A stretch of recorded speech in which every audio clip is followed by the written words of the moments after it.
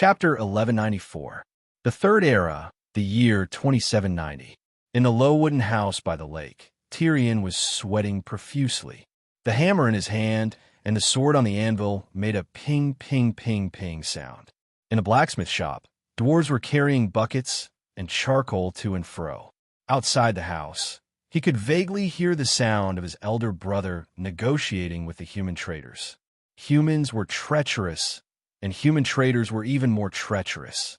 This kind of business with treacherous traders should be done by the clever second prince of Turin, but Tyrion really didn't want to face the question of how can a half-human have a dwarf for a father from strangers. Tyrion Turin, a half-human, the illegitimate son of the king under the mountain, therein too. When he lived in Lonely Mountain, the dwarves didn't treat him differently. Only the humans liked to make a fuss about nothing. Although his wife had an illegitimate son with his half-human cousin, therein too didn't abandon his wife and son. Later, he had another son and daughter with his wife. A dwarf who loves gems is a real dwarf. A half-human who can't control his second son is a real half-human. This was a popular proverb among the dwarves and half-humans. The dwarves were already used to the illegitimate son of a half-human. A half-human male and a half-human female dwarf gave birth to a half-human female dwarf, and a half-human female dwarf gave birth to a half-human male dwarf. It was very magical. Dwarves and half-humans were very distinct, but they were also very close. The two groups had always been living together. The days in Lonely Mountain were very happy, but it didn't last long. Not long after, the evil dragon Smaug came. Tyrion only hated that his soul was transmigrated, and he didn't bring the witchcraft of transforming into a demonic dragon. It was too tragic. At that time, the whole Lonely Mountain was like a burning furnace. Countless familiar relatives and friends were burned to ashes. His half-human father, dwarf grandmother, and dwarf mother, who were very good to him, all died in that catastrophe. He was young, only a teenager. His grandfather and father carried him out of the secret passage. But they escaped with their lives, and their family business was all gone. They could only wander around, forging ironware and selling it to human traders to make a living. 20 years passed in a flash. Oh no, oh no! The old king has been killed by the beastmen. Suddenly, the sorrowful cry of an old dwarf came from afar. Tyrion hurriedly put down his hammer and ran out with his deformed short legs. Well, his legs were deformed and short, but his feet were bigger and stronger than those of the hobbits. Running barefoot on the muddy ground seemed to be able to obtain an endless supply of energy from the depths of the earth. Running dozens of miles didn't seem to be tiring at all. According to the old dwarf, this was a blessing given by Arcane to the half-humans to make up for their deformed limbs. "What's the matter?" he cried as he ran. Outside the courtyard, there were already many dwarves in shabby clothes gathered together. The weapons merchant with a big belly had not left yet. He stood out from the crowd and was very conspicuous. Whoa! The female dwarves were crying, and the male dwarves were swearing.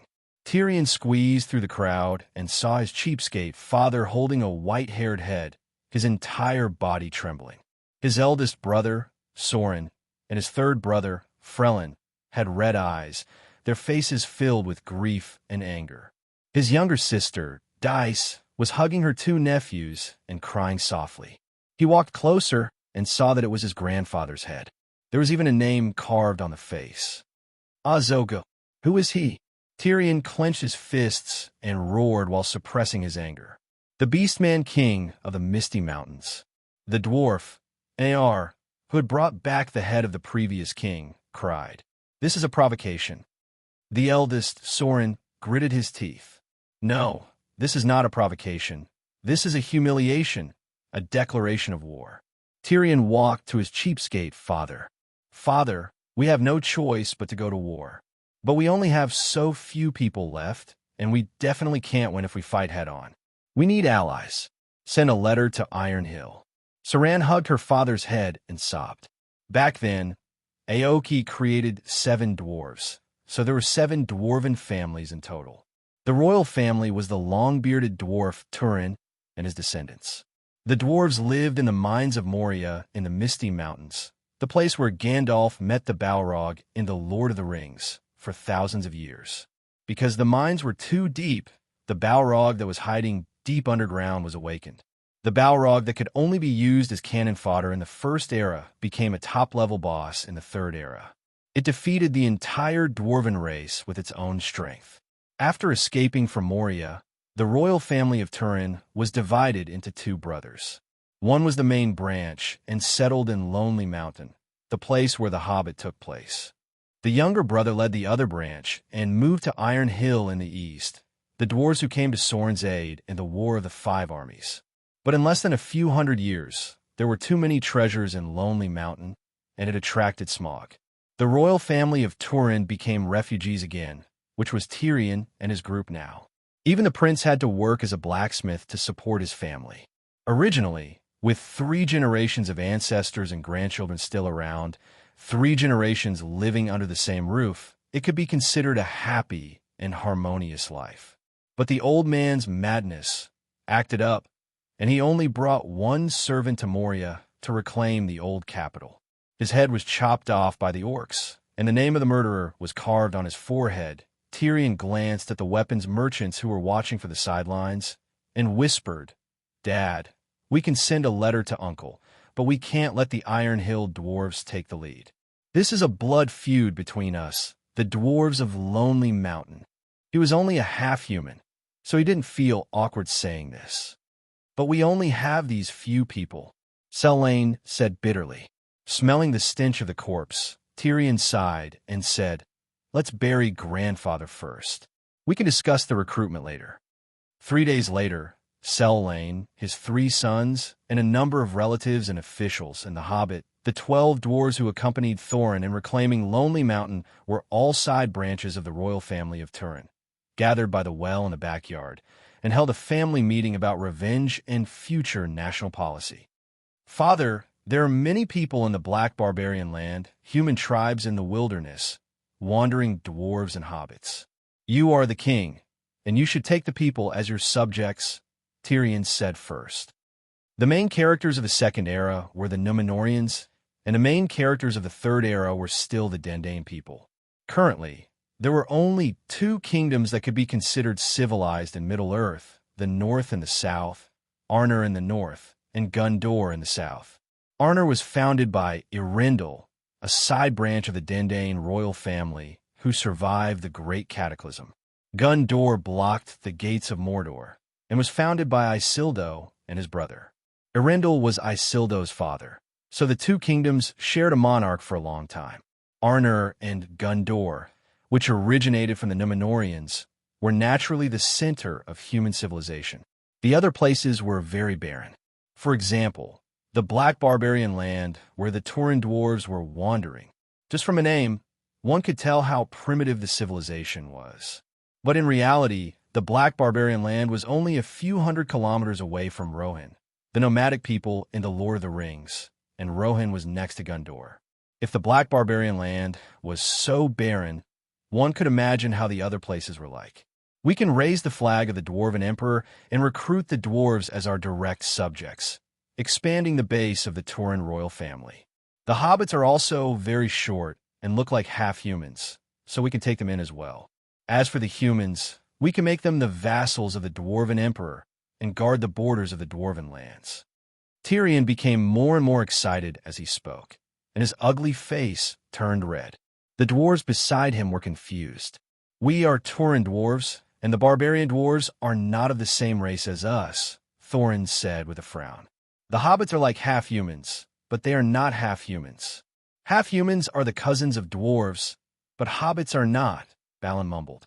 His father, Thorlane, also shook his head and said, "Let's write to Uncle Grawl of the Iron Hill. My father is his brother, and he will not ignore this blood feud." Tyrion remembered that the dwarves were famous for their stubbornness, and he was afraid that he would not be able to persuade them. So he said, "How about this? Let's learn from Grandpa and Uncle Grawl, and start splitting up now. My eldest brother will inherit the throne of the king under the mountain, and I will be the second son. Like Uncle Grawl, I will get a part of the family property and come out to work alone. I'm not dead yet. And how old are you? You're only in your early 40s. How can you go out on your own? Tholain glared at him. I didn't want to split up before, but Grandpa was beheaded by a half-orc, so I have to gather all forces for revenge, Tyrion shouted. Actually, it is not a bad idea to split up now. Tyrion has always been a restless person. If we split up, he will be less restrained, and you will also be less angry, Tholain, Groin mumbled. He was one of the 12 dwarven warriors in The Hobbit, and also the father of the dwarf Gimli of the Ring Protection Team in The Lord of the Rings. At the same time, he was also part of the royal family of Turin. The dwarf king, who had lost his kingdom, thought about it carefully and felt that his brother's words made sense. He nodded and said hesitantly, "But now we are poor and have no property to give to Tyrion. One Marilla, one lonely mountain. Brother, you pick first and leave the rest to me." Tyrion laughed. Sorin frowned and said, "In the depths of Marilla, there is the Bane of Turin, the name given by the dwarves to the Balrog, and it is now occupied by the half-orcs. The lonely mountain has become Smaug's lair, and you will not get anything. I only want righteousness and hope. I will use righteousness to gather the people, and hope to arm the warriors. One day, I will make hope a reality, and righteousness will become the crown on my head," Tyrion said. "Good. You are indeed my son. You have ambition." The old dwarf king praised and clapped his hands. He turned to his eldest son and said, "Sorin, you are the eldest son. You pick first. I was born in the Lonely Mountain, and I have never seen Marilla. I want to go home," Sorin murmured. "All right, from today onwards, please call me King of Marilla," Tyrion said in high spirits. "What about me? Father, eldest brother, second brother. What will I get?" The third brother, Frelin, asked excitedly. "You?" Tyrion looked at his younger brother's youthful face and said, "I will be the king, and you will be the prince. Marilla is very big, and it runs through the Misty Mountains and connects the eastern and western continents. Each of us will guard one end." "Ha! Thank you, second brother." Frelin grinned foolishly. At first, all the dwarves thought that Tyrion's title of King of Marilla was a joke, but as he used the title of King of Marilla to recruit the first batch of 200 wandering dwarves from the Dark Barbarian, his chief father's expression became serious, and the Turin dwarves stopped laughing behind his back. When Tyrion incorporated the 200 wandering dwarves into his personal guards and arranged 10 Turin dwarves as team leaders and his younger brother Frelin as the commander, the other Turin dwarves began to look at the actions of this half-human dwarf king with cautious eyes. He asked Iron Hill's uncle to be the guarantor and borrowed a large sum of money from the human merchants. He then used the money to buy supplies and food and equipped 211 dwarven guards with goat mounts. After that, Tyrion personally led the royal guards to sweep through the Dark Barbarian on a large scale. At first, he only wanted the dwarves. 2 years later, a small kingdom of 3,000 dwarves was established at the border between the Dark Barbarian and the Misty Mountains. With 3,000 dwarves, Tyrion finally began to accept the barbarian tribes as his vassals. His method was very simple. He gave them iron tools and salt. No tribe could refuse iron tools, weapons, and salt as white as fine sand. 5 years later, King Marilla used the newly mined gold, silver, and gems to repay the loan from the human merchants, and tripled the amount. King Marilla's reputation for being generous, honest, and trustworthy gradually spread to the nearby kingdoms. Chapter 1195. In order to avenge his father, the dwarf king Selene ran around and contacted all the dwarf tribes. After 9 years, he finally formed an army of 500 dwarves. In addition, the dwarves of the Iron Hill also agreed to send 800 dwarves as support. Of course, they didn't just contact their dwarven allies. They also went along the Misty Mountains from the north to the south, clearing out the small orc strongholds one by one. When he brought his eldest son Sorin back to the Dark Barbarian land excitedly and prepared to call on his son to join the final battle, he was shocked at the gate of the Dark Barbarian Dwarven Kingdom. A dense army was marching out of the city. There was an endless army of dwarf goat cavalry, rows and rows of human heavy infantrymen in shining armor, and squads of human cavalrymen holding all kinds of banners, father, brother, you're finally here. If you came a few days later, second brother would have cleared out all the orcs in Moria himself. Third brother Frelin saw his dusty father and brother from afar. They rode a strong and tall black goat and ran over. These years, we've been hunting orcs from the south to the north. Now, the orc king and his subordinates have all gathered near the mines of Moria. Soren looked at OL3's shining radiant armor and the powerful mountain goat he was sitting on. He then looked down his old, dusty plate armor and the broken boots that revealed his feet. He felt very upset. These people, soldiers, where did they come from? What are they doing here? Old King Selene was confused. 1,500 goat knights were all the guards of the House of Turin. 3,000 heavy cavalry. They're also from the House of Turin. They're the army of the human vassals. The 2,000 light cavalry are also from the vassals' territories. There's also 3,000 Rohan hussars and 3,000 mercenaries from Gondor and other human kingdoms. This is already more than 10,000 people. Selene stuttered in disbelief. Even at the peak of the Turin dwarves, it was difficult to form an army of 10,000 dwarven warriors. Why are there so many vassals? Soren didn't understand. All the humans, hobbits in the dark barbarian land, and the wanderers near the misty mountains have been gathered by second brother to farm around the capital.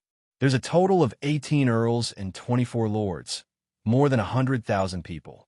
Transferring 5,000 soldiers won't affect production too much, Frelin said proudly. Why are the humans willing to pledge their loyalty to Tyrion? Soren was confused. Because the House of Turin is famous, because the King of Moria was passed down from the First Era, because my second brother was a meritorious person who broke the monopoly of the noble bloodline. Seeing the confusion on his father's and brother's faces, the third son explained, working for Emperor Gondor will at most earn the Emperor's verbal praise and maintain an official position in the Empire for only one generation. If you work for us, you'll be rewarded. If you make a small contribution, you'll be rewarded with money. Second brother is even more generous than the Dangdan Emperor. If you make a big contribution, you'll be granted a title, hereditary title, and you'll be divorced from the country. Therefore, the humans are willing to serve the Dwarf King. But there are so many human nobles. Is this still the Dwarven Kingdom? Soren frowned. Anyway, humans like to live on the plains, and we dwarves live in caves. We don't interfere with each other, and it's a win-win situation if we work together, third brother said disapprovingly. Selene nodded and said, when we were in Lonely Mountain, we also got along well with the humans in Long Lake Town. We dwarves want mountains, while humans want plains. Why did the Rohan cavalry also come? Then he asked again. 2 years ago, second brother personally went to Rohan and had a good talk with the cavalry king. They formed an alliance to fight against the half-orcs. They can do that? Old Wong murmured. Not only Rohan, but also the large tribes and small kingdoms near the Misty Mountains were roped in by second brother. Everyone agreed on a time to encircle and suppress the half-orcs together. The half-orcs are not only the enemies of the dwarves, but also all humans. The enemy of an enemy is not necessarily a friend, but there's always the possibility of cooperation. Frelin, you've grown up. Old Wong stroked his long beard with relief. It's all second brother's teaching. Where's Tyrion? Old Wong turned his head and looked around. The task of commanding the troops was given to me and Balin. Second brother should still be practicing in the palace. Practicing? Old Wong's face suddenly changed, and he said sternly, what I said in the past, he ignored it. The Dark Demon King's sorcery is a demonic art, and it can't be practiced. Why didn't he listen? Why didn't you persuade him? Frelin said disapprovingly, Father, we have to face the Balrog, the nemesis of Turin. Normal power is useless. Even at the peak of the Turin dynasty, they still couldn't defend Marilla. Now, we can't even see the tail of the peak. If we don't find other ways, how can we succeed? Also, in the era when the Dark Demon King ruled the world, the great Emperor of Gondor, Isildo, could become the greatest hero because he practiced the sorcery sword manual? Soren thought, and he gradually agreed with the choice of his second brother and third brother. Without the sorcery sword manual, Isildo couldn't defend Gundor, and he couldn't end the Dark Demon King's rule. Without the Sorcery Sword Manual, even if Tyrion could drive away the half-orcs, he couldn't defeat the nemesis of Turin. Without the Sorcery Sword Manual, he couldn't drive away Smaug and take back his home in a lonely mountain. Second brother is practicing the Sorcery Sword Manual. Did second brother cut off his penis? Selene exclaimed. No, the Sorcery Sword Manual is the secret of the royal family of Gundor. Normal people can't see it. Also, second brother said that the Sorcery Sword Manual is all about speed. The Dark Demon King's weakness is fleeting, so it needs to be fast. But the nemesis of Turin doesn't have any obvious weakness. We can't get close to it, and we can't break its defense. No matter how fast it is, it's useless. What kind of sorcery is Tyrion practicing? Soren asked. Frelin jumped down from the goat and whispered to his elder brother, Frost Axe. Soren looked at his father. You are very knowledgeable. Have you ever heard of this sorcery? It seems to be related to ice. It can counter the nemesis of Turin, and it can even counter the fire dragon. Where did he find such a high-level secret manual? Although it's easy to fall into darkness by practicing sorcery, each secret manual represents an ultimate power, and each ultimate power can only have one master. The more powerful the ultimate power, the more precious the secret manual is, and the less likely it is to be passed down. Selene frowned. Second brother bought it from a street stall. It's not a lost secret manual. Once the secret manual is passed down, there are too many people practicing it. Everyone is competing for the ultimate power. Shaking his head, Old Wong laughed. I'm thinking too much. Even if the secret manual is open for everyone to practice, not everyone has the right to master the ultimate power. Father, you keep talking about the ultimate power. What is it? Soren was confused. Frelin also looked at his father curiously. It was also his first time hearing about the ultimate power. The ultimate power is the upper limit of sorcery. It's a power that only gods can master. The power of gods. How strong is it? Soren was stunned. Then he complained, if we practiced sorcery since we were young, we might have the power to chase Smaug away. It's been 30 years. We've abandoned our country for 30 years. Old Wong shook his head and sighed. The ultimate power is essentially the power of the Dark Demon King who died in battle. The deeper you practice sorcery, the easier it is to connect with the will of the Dark Demon King, and the easier it is for you to fall into darkness. If you lose your mind and your will is twisted, what's the use of having the strongest power? Also, the ultimate power is not invincible. In fact, in the ancient times, there were often mortals who killed the Dark Demon King who had the ultimate power. It's such a waste to lose your mind and humanity for a less powerful power. I heard that Turin's nemesis was very common in the ancient times. Solon asked blankly. Even in the ancient times, Turin's nemesis was at the level of a Dark Demon King, Selene said seriously. You said it yourself. Mortals often killed Dark Demon Kings. Are you saying that all of us dwarves combined can't compare to the mortals who often appeared in the ancient times? Solon said bitterly. It's not like that. Selene waved his hand and smiled bitterly. In the ancient times, we dwarves could also kill Turin's nemesis. Many dark demon dragons died in the hands of dwarves. Not to mention Smaug, even the ancestor of the Megalosaurus, Glorung. Sigh, times have changed. The power of magic is getting weaker year by year. Even the elves who are supposed to live forever are dying like mortals. The elves are dying of old age? Solon and his brother exclaimed. Selene's eyes flashed and said in a low voice, Solon, you are my successor. I'm not sure if I can survive the battle with the orcs this time. There are some secrets that I should tell you. That's right. Since the beginning of the Third Era, the power of us and the elves have been greatly weakened. The elves can still live forever because they have the 3 elven rings. Magic ring? Solon's expression changed. Selene nodded slightly. The Third Era is coming to an end. I have a feeling that the Supreme Magic Pants will appear soon. If the pants are destroyed, all the rings of power will lose their magic power. By then, the elves will have to leave Middle-earth. Father, Solon said hesitantly, We Turin dwarves also have a ring of power, right?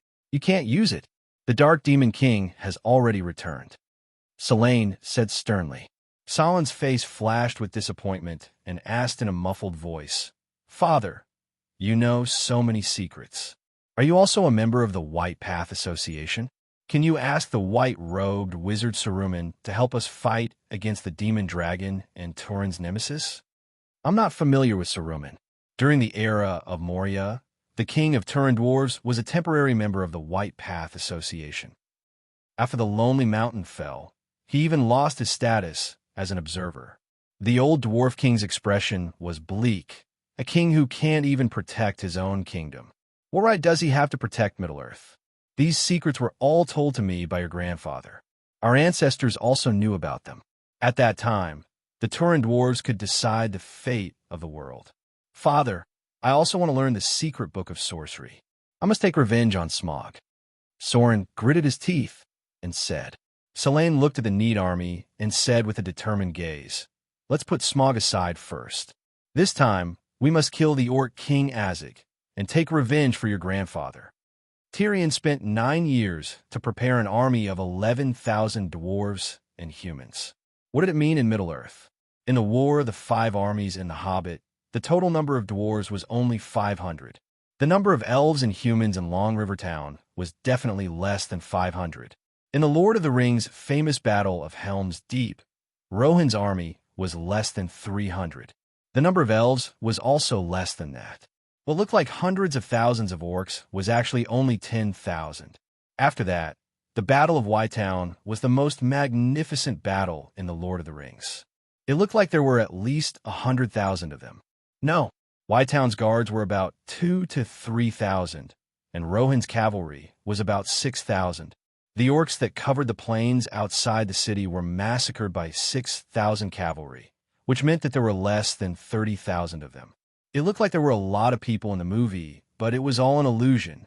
The Chinese director could make a battle of hundreds of thousands of people look like gangsters fighting, but the foreigners could make a battle of millions of people that decided the fate of the world. Therefore, even if Tyrion's army of 10,000 was placed in the final battle of the Lord of the Rings at the end of the era, it could still change the fate of the world. At that time, his army was almost invincible. King Tyrion, the ruler of Moria. When Tyrion chopped off Azig's head with his axe and stood on the stone steps in front of the gate of Moria, he raised the head high. The cheers of the dwarves and humans shook the sky and reverberated far away in the valley. Tyrion's army was armed to the teeth. Marilla's orcs were less than 4,000, and they were still lacking in armor and weapons. Serene's vengeful battle, which she had been prepared to die for, had turned out to be a crushing victory. Azig dared to humiliate the Turin dwarves, humiliate my grandfather. I will never forget this hatred. I will wrap his head in gold and use it as a chamber pot. I will put it in a public toilet so that all the dwarves can come and pee in it. Tyrion held the head in his left hand and the axe in his right as he roared at his subjects with a ferocious expression. Long live King Tyrion. The dwarves were getting more and more excited. Chapter 1196. Autumn, year 3001 the Third Age. The greenery faded, and the golden color slowly crept into the peaceful Shire. The setting sun dyed the western sky red. Sam had just finished planting the new myrtle. When he stood up, he saw Pippin and Merry hurriedly running past the fence. As they ran, they excitedly shouted, "Elven singers!" Where did the elven singers come from? Sam could not help but ask. Life in the Shire was very monotonous. He had lived for more than 30 years and had only seen a few human singers, let alone an elven singer. Pippin slowed down his pace, but continued to pull Merry forward. As they ran, he quickly said, "Two wandering bards have come to the Green Dragon Tavern. Although their attire is strange, they are very knowledgeable. They can sing any song, tell any story, and sing very well. I think they are the best singers in the world." When the hooded woman sang Lucian's song, Mary and Rose both cried. I couldn't understand it, but I couldn't help but cry. "I don't believe you will cry," Mary said doubtfully. "It's true. They only sing a song for a gold coin. You won't hear it if you're late." If it weren't for this rare opportunity, I wouldn't have left the tavern to find you." Pippin's figure and voice gradually faded away. Sam wiped the sweat off his forehead and hurriedly carried his farming tools into the hole at the bottom of the sack. "Master Burbo, the myrtle has been planted. I'll go back now." Burbo answered casually. The door of the bedroom next door opened, and Frodo poked his head out. He asked curiously, "I heard Pippin say that 2 bards came to the Green Dragon Tavern." "Yes. Master Frodo, do you want to go and take a look?" "No elven singers have ever come to the Shire." Sam bowed respectfully. Hobbits were quiet, but it did not mean that they did not distinguish between rich and poor. Frodo was interested. "Uncle Burbo, an elven singer came to the Green Dragon Tavern. I haven't seen an elf before. Don't wait for me for dinner. The elven singer's story might not be as interesting as mine."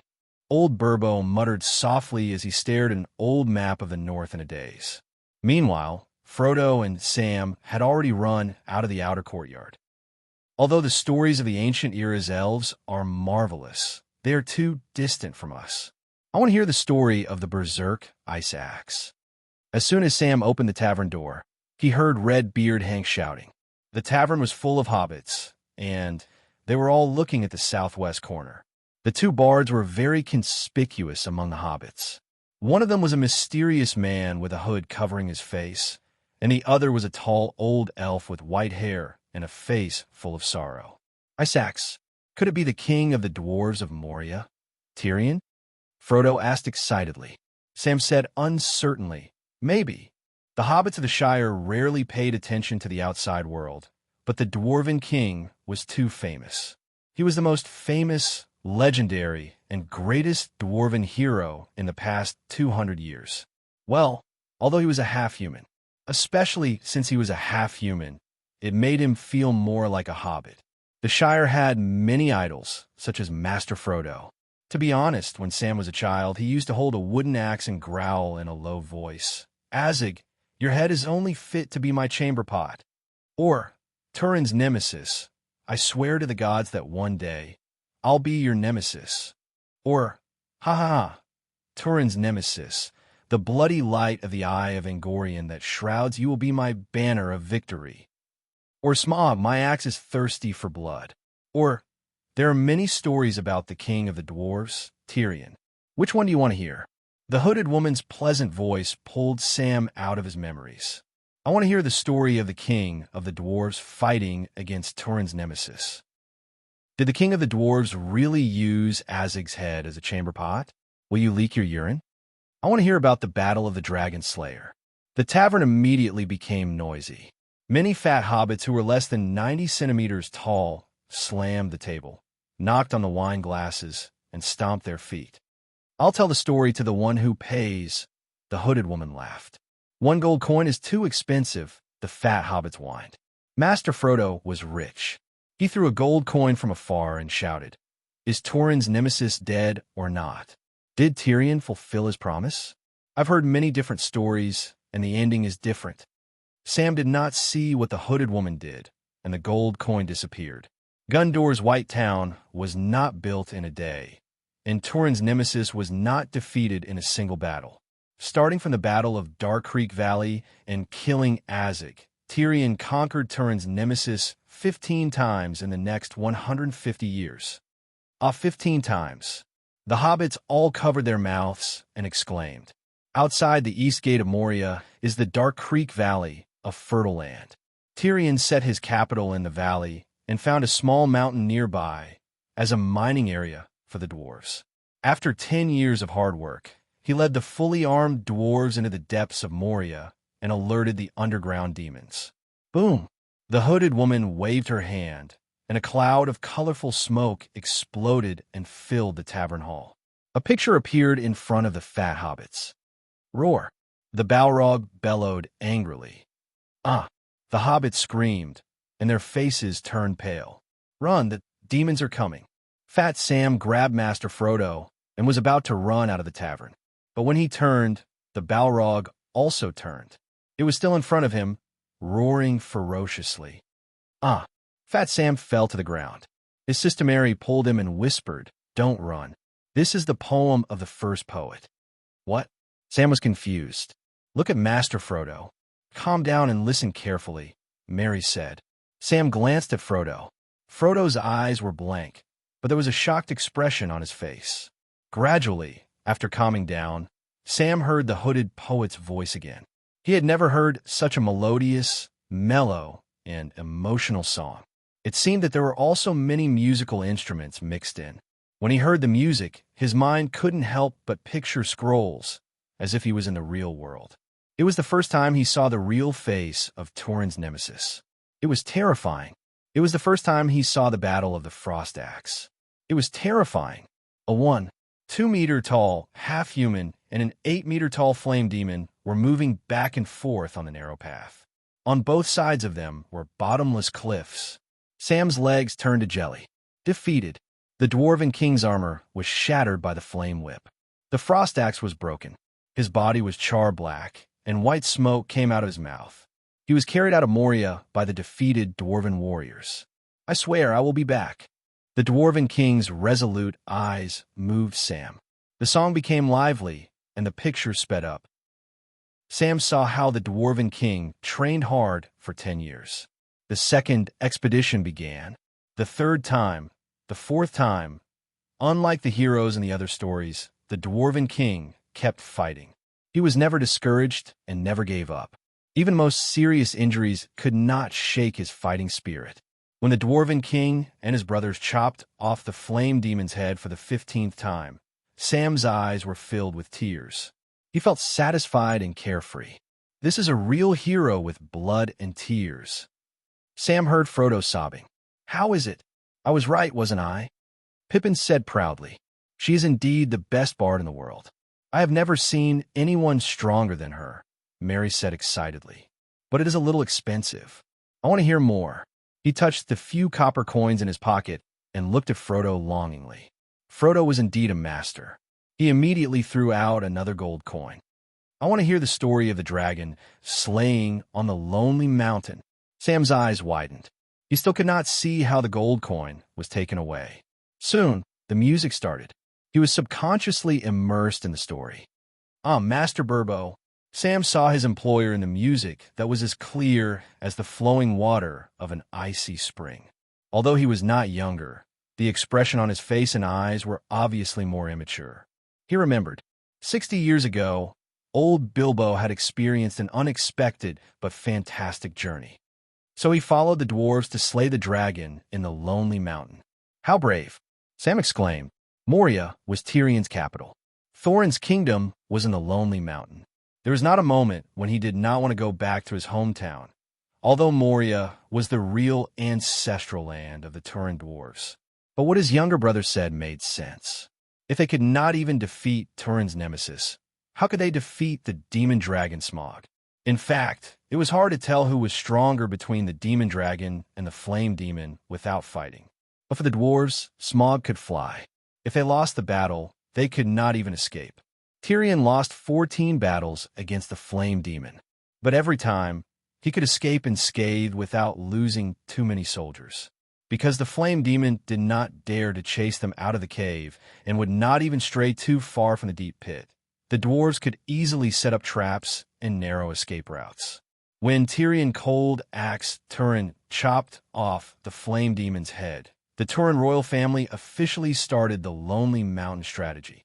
Tyrion's initial idea was to use the blood witchcraft to extract the power of the flame demon's corpse and cultivate the fire elemental witchcraft secret book. While cultivating the divine fire technique, he would choose the dwarven divine craftsman to create a batch of dragon-slaying equipment. For example, the iron mask used by the ancient dwarves to fight against Glorung.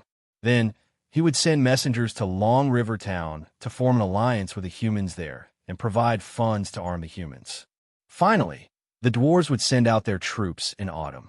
After arriving at Long Lake Town, they would train the dragon-slaying formation with the humans while waiting for the day of heavy snow in winter, ambushing Smaug in the coldest weather. The right time, the right place, and the right people. Not only were Thorin, Celian, and the other Turin dwarves convinced, even the visiting White Way Association member, Gandalf the Grey, was full of praise for the half-human king's wisdom. Well, Tyrion had just snatched Gandalf's monster, P.S., when Gandalf came over and invited the Dwarf King to once again be a temporary member of the White Way Association. Gandalf could not be blamed for being snobbish. The White Way Association was a public welfare organization. There was only effort and no return. Previously, the dwarves could not even take care of themselves and were indeed unable to take out more resources to protect world peace. What kind of technique are you preparing to cultivate? Gandalf sized up the half-human on the throne with a scrutinizing gaze. Seeing that the face that was as ugly as the other half-humans did not show the usual ruthlessness and irritation of those who cultivated witchcraft, the wizard was slightly relieved. It had been 3,000 years since Sauron spread the witchcraft technique among the Dawn on a large scale. Witchcraft cultivation had become the norm among humans. Gandalf was already used to it.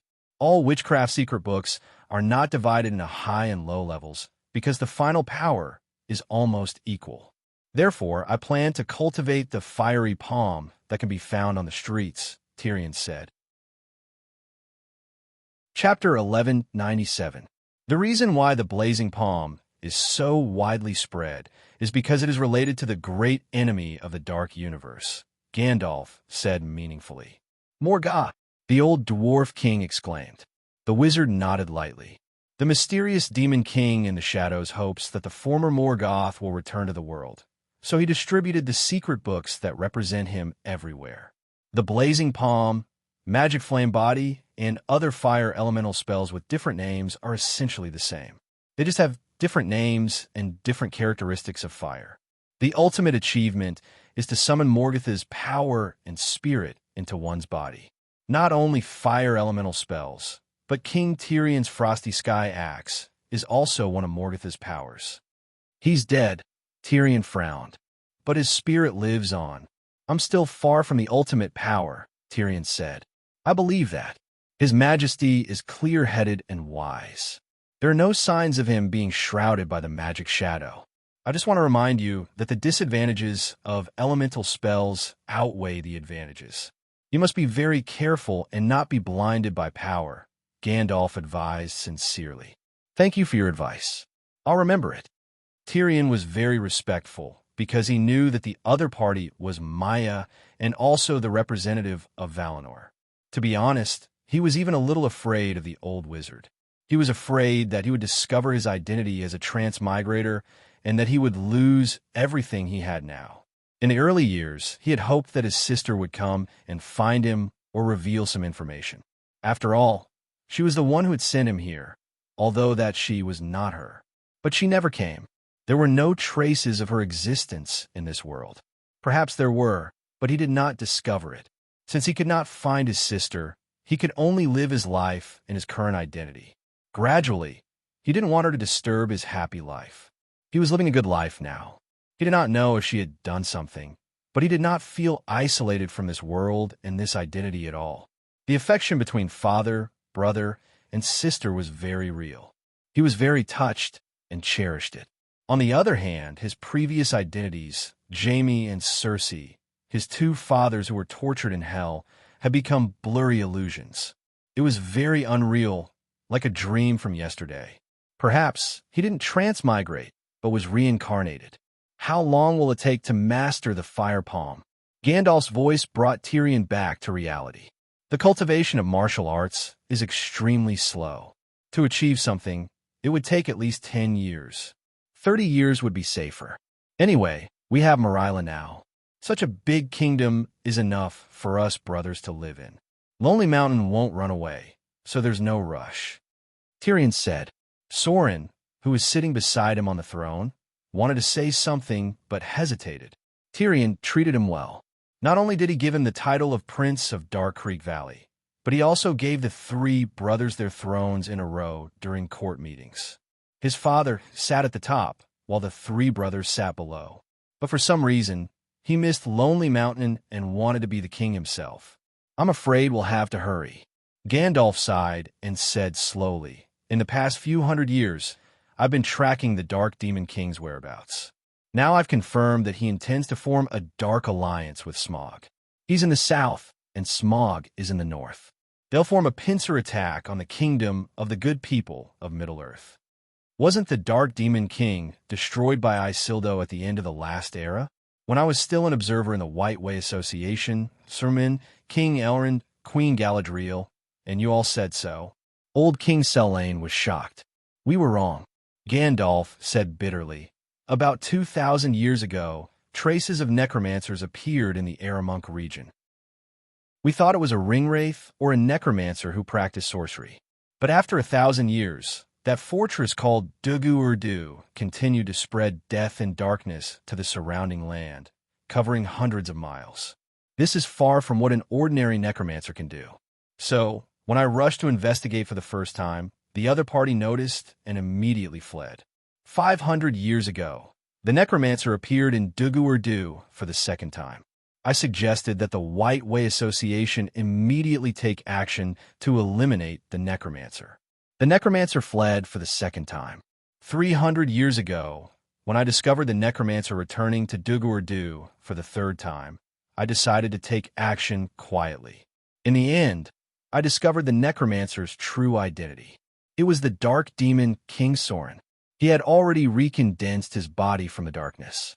Gandalf took out a pipe from his waist pocket and stuffed it full of Shire long-leaf tobacco. He took a few puffs before regaining his calm and sighed. Just 2 months ago, I finally convinced the White Way Association to attack Dugg-Urdu with a few powerful beings and fought a great battle with Sorin. It was also this battle that made me understand what he had been doing for the past few thousand years. Doing what? Selene couldn't help but ask. Gandalf gave Tyrion a long look. Sorcery, he said in a low voice. Many powerful beings of the White Way Association took action together, including white-robed Saruman and Queen Galadriel. That time, it should have been easy to take down Sorin, who had lost his supreme devil pants, who knew that he had already grasped 5 ultimate powers. Even with our combined sneak attack, he still managed to escape. His 5. Doesn't that surpass Morgoth? Thorin exclaimed. Did the Dark Demon King Sorin also practice Frostsky Axe? Tyrion's expression was solemn. Gandalf thought for a moment. You touched the edge of ultimate power, but were blocked by an unknown barrier and couldn't break through? Tyrion nodded lightly. 80 years ago, my realm reached its limit. Selene sighed. I've already said that every ultimate power can only have one master. The secret manuals that can be found everywhere on the streets probably already have a master. It's actually a good thing that someone else grasped the power of ice ahead of time. You can avoid the danger of being tempted by Morgoth, Gandalf said. Then he solemnly said, Sorin grasped 5 ultimate powers and still wasn't our match.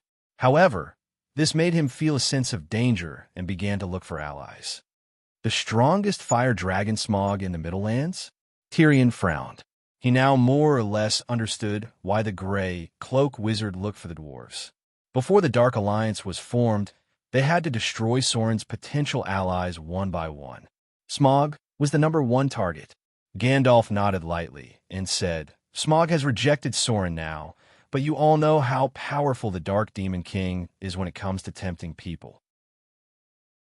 Think about the ringwraiths. The demonic dragon is evil, and it's only a matter of time before he is lured into the darkness.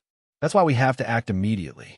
According to the original plan, it would take more than 10 years for the dwarves to be fully prepared.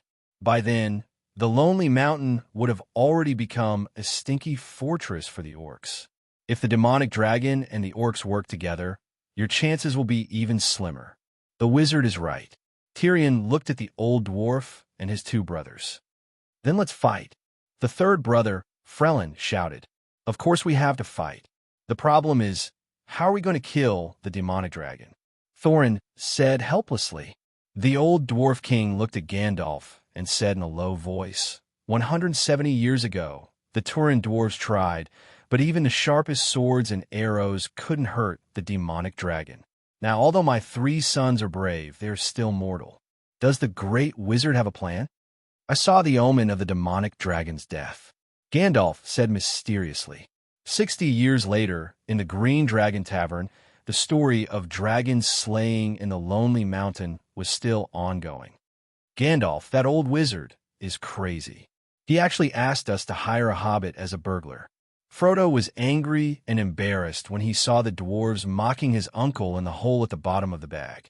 He was angry because of the rude dwarves and embarrassed because of his uncle's weakness and lack of resistance. Only when Uncle Bilbo's bravery and loyalty was recognized by Prince Thorin did Frodo's solemn expression fade away and became relaxed and happy again. So the Dark Demon King had already discovered Gandalf's plan. He even reminded Smaug to destroy his weakness as soon as possible, a black arrow that could kill the demonic dragon and the missing scale on its left chest. Even though Frodo already knew the result, he still couldn't help but worry for his uncle and the dwarves when he saw Smaug raiding the River Cove town and stealing the black arrow from the archer bard. He then threw it into the dwarves' furnace and burned it. He even found the mithril chainmail of the Turin dwarves in the treasure vault and used it to cover the missing scale. Bilbo is so agile. He's so fast that I can't even see his shadow. Suddenly, Frodo shouted in surprise. The burglar had stealthily passed by Smaug and came to the corner of the treasure vault.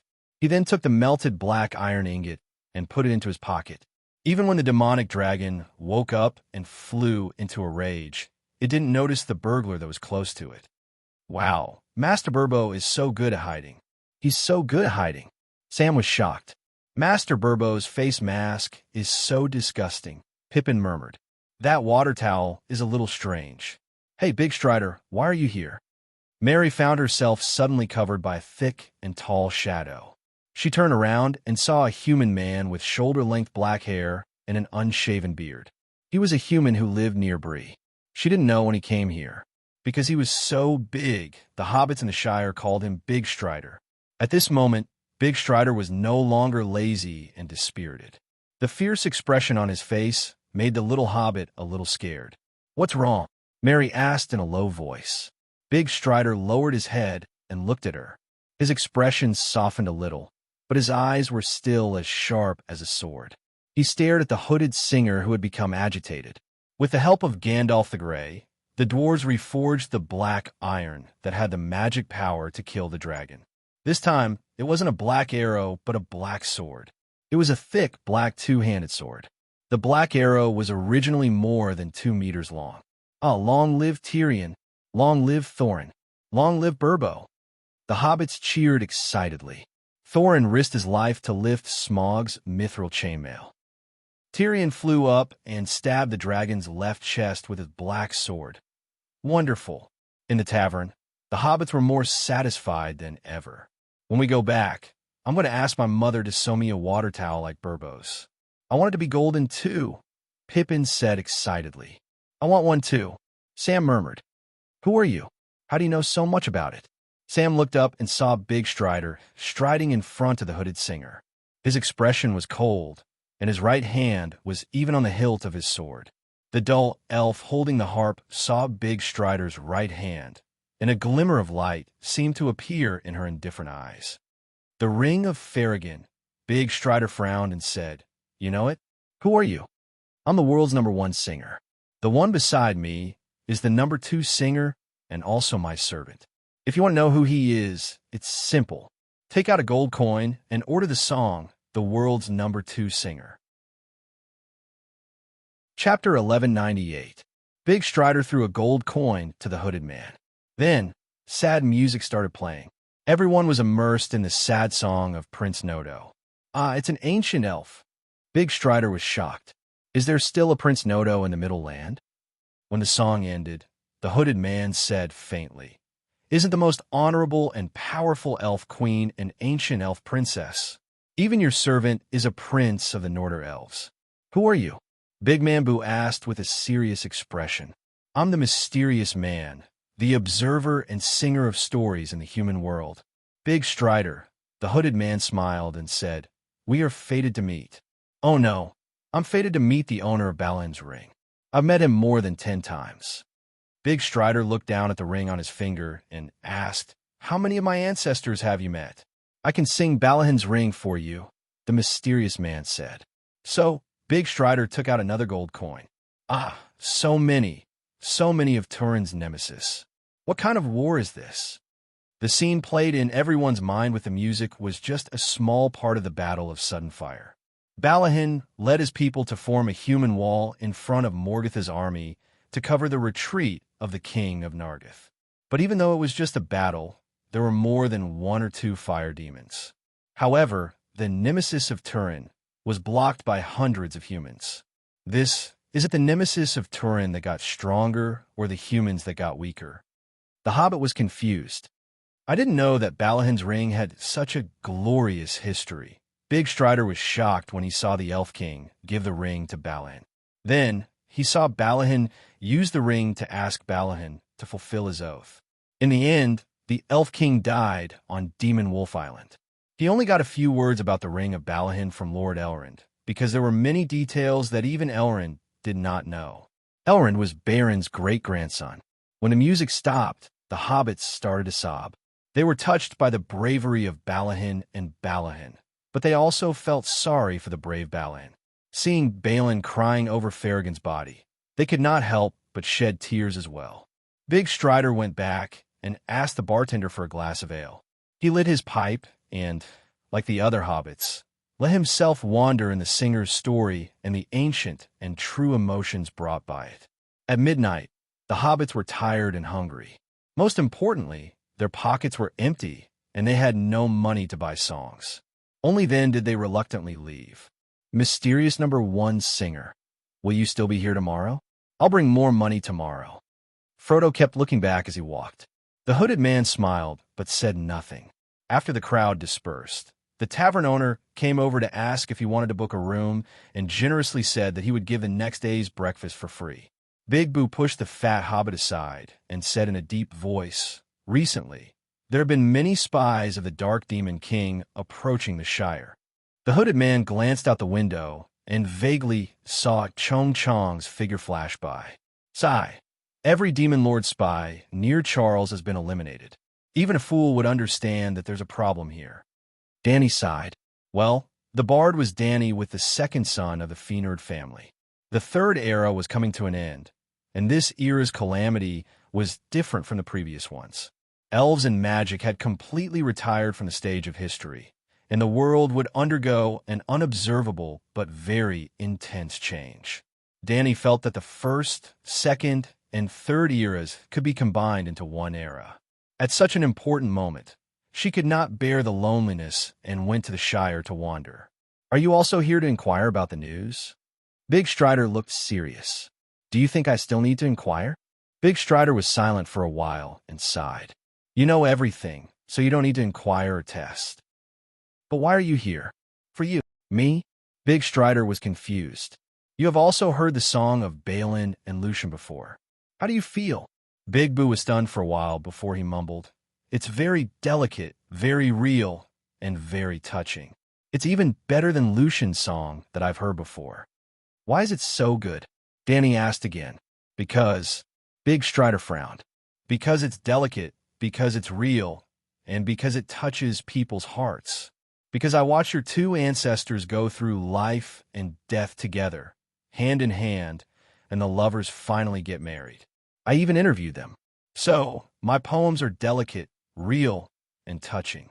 Other singers rely on other people's words and their own imagination. They can't compare to me at all. Now, the third union between humans and elves is about to happen. I don't want to miss such a good story. Danny laughed in a low and creepy voice. You know Arwen and I. Ah, you still want to interview me? Big Strider realized what was going on and was dumbfounded. Sigh, today's story is like yesterday's repeat, but I want to see how different you are. Aragorn and Arwen, Balin and Lucian, the human hero and the elven princess, the elven king's father-in-law who broke up the couple, and the extravagant betrothal gifts that made ordinary people flinch. Danny suddenly understood why Aravida was willing to accept Tyrion and give him the destiny of being the son of an era. Indeed, this world lacked variables, especially variables that could lead to better outcomes. Big Strider secretly made a gesture, and the Dindan Shadow Guards outside the Green Dragon quietly retreated. Yes, ever since the Supreme Demon Pants were obtained by the Hobbit, Seal had been protected by the human Emperor's Shadow Guards for the past 60 years. Big Strider was Aragon, the leader of the Dindan tribe, and the legal successor of Gundor and Arnor. Seal and the Baggins family had always been under his and Gandalf's protection. Looking at the movies The Lord of the Rings and The Hobbit, one would feel that the characters in the movies were very realistic and the story was like a fairy tale. In fact, the story behind the story was rarely shown in the movies. If one transmigrated to The Lord of the Rings and wanted to chat with Seal and Bilbo, or simply replace him and join Thorin and Gandalf's unexpected journey, or give the ring to Frodo. These were all crazy actions.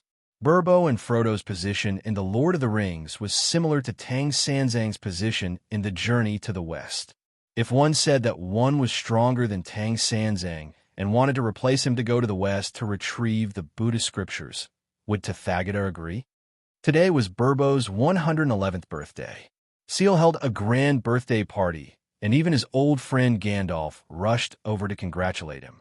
However, the old man grabbed the golden saliva towel around his neck and was a little unhappy. "Old man, you don't seem happy. Could it be that you can't bear to leave Seal and Frodo?" Gandalf blew a big smoke ring into the sky and asked leisurely. "Look," the old burglar pointed at the hobbit children running around on the lawn of the party. Every child was wearing the same golden saliva towel as him. They even covered their faces and shouted, "I'm Seal Bilbo, the strongest burglar in the world. Smaug, I'm here to steal your treasure." You finally became the hero of the hobbits," the gray-robed wizard said vaguely as he bit on his pipe. Bilbo clenched the saliva towel hanging on his chest tightly and said excitedly, "That bard knows. She knows my secret. I haven't been able to sleep well these few days. I'm afraid that she'll steal my treasure." Gandalf rolled his eyes and blew out a donut smoke. "Don't worry. Even if you give your treasure to her with both hands, she won't even look at it." "Nonsense. Who can refuse my treasure?" Old Bilbo straightened his neck and said, "She's gone. She left Seal with Big Strider. I think she's hiding somewhere and spying on me." The old burglar looked around nervously. "Today is your birthday. It's also Frodo's coming-of-age ceremony when he's 33 years old. You've decided to leave everything to him. Why are you still worried that the bard will miss your treasure?" Gandalf said softly. Bilbo was stunned. "Yes, my story is over, although it seems like it happened yesterday," the old hobbit said sadly. "You can start a new journey. Last year when I passed by Moria, old Tyrion was still muttering about coming to Seal to visit you." "Oh, will Tyrion and the rest come?" Bilbo asked excitedly. Gandalf shook his head. "I told him that the reputation of the Axe King was too great. If he went to Seal, he would attract the attention of the Magic Shadow. Only then did he give up the idea." "I see. I haven't seen them for 60 years. Bilbo said sadly. "They can't come, but you can go." Bilbo's eyes lit up. "Yes." That night, after Bilbo finished his speech at the banquet, he pulled up the saliva towel around his neck and covered his face in full view of the crowd. He laughed and disappeared in front of the crowd. This is the real #1 burglar in the world who comes and goes without a trace. The old burglar left Seal that night. Before he left, he went back home and reluctantly left the saliva towel behind. The first ring bearer retired and the second ring bearer took over. Until 19 years later, when Lord Frodo was over 50 years old, more and more spies of the Magic Lord entered Seal. There were even terrifying Black Knights. The ring-bearer mode could no longer be maintained. Gandalf decided to reopen the White Way to decide the ownership of the magic pants. Well, before the ring-bearer entered Seal to look for Baggins, Gandalf did not want to destroy the One Ring. He only wanted to rely on the Hobbit's talent of high moral integrity to secretly protect the One Ring from generation to generation. The decision to destroy the One Ring was made by many kings after Elrond held the Valley Hero Assembly. Winter 3018 of the Third Era, Mordor bared her fortress at the end of the Ashes Mountains. "I feel uneasy. What happened recently? Sigh, Saruman is really useless." Not only did he not persuade Gandalf to surrender, he even let him escape, Big Eye said sullenly. 100 years ago, the White Way ambushed Mordor. The King of Sorin gave up his body and became the Eye of Mordor. One Gandalf is not enough to affect the overall situation, Dany said perfunctorily. She was thousands of miles away, and the big eye communicated with her through its projection. This was the beauty of turning into the big eye. It could control the dark army from a distance, observe the whole world, and even cast magic from a long distance. Especially the bewitching and depravity magic that penetrated the mind. The effect was very strong. Since it could not defeat a mortal hero, even if it turned into a human, it might as well give up on the idea of close combat and stay at the back as a brain monster. Not only Gandalf, my supreme magic pants have reappeared in the world. I'm looking forward to it, but also afraid. The Doomsday volcano that I drained of its earth fire also erupted 50 years ago. It just had to happen at this time, at the end of the Third Era. The big eye flashed fiercely, showing that the King of Sorin was not calm. Chapter 1199. 3,000 years after the Third Era, the appearance of the Supreme Demon Pants, the eruption of Mount Doom, the White Dao Association holding a meeting about the pants, and even a human sovereign's sword being reforged. What does all of this mean? The large eyeball muttered. How about, Sorin, you just go to Valinor and surrender to Manwë? Dany said, what kind of rotten idea is that? Rather than being locked up in Manda's prison, I'd rather fight a good battle. Since you're so determined, why do you still have to complain to me? Dany sighed. In this time of danger, I hope you can play a bigger role. Give me advice and help me gather information. It'd be best if you can get the Supreme Demon Pants back. You also know that after turning into Mordor's Eye, I can't move freely like before. But there are some things that the foolish half-beastmen and cunning humans can't do. The demon, Sorin, sighed. What is it that the 3,000 Sunflower Warriors can't do?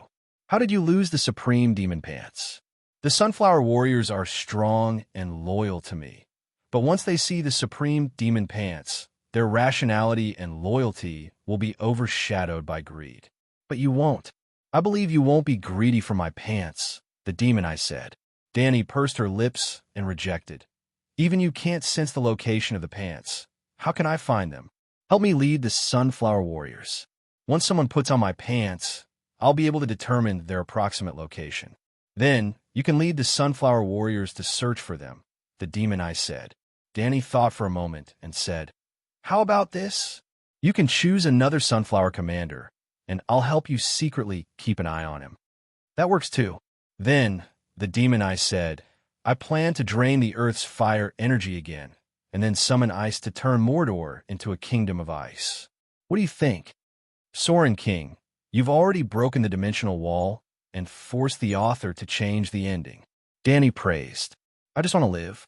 The King of Sorin sighed. Dany's heart skipped a beat. She whispered, since we've guessed that the White Way will send the demonic pants into the volcano to be destroyed, why don't we make a fake Mount Doom and wait for them? I'm afraid I can't fool Eru. Of course it won't be fooled, but if it personally interferes with the fate of mortals, it will be slapping itself in the face. Dany sneered. After a long silence, King Sorin said, I have a perfect plan in mind, but I can't tell you. Go to the Lightless Canyon in the south and bring Sagrado here. Sagrado?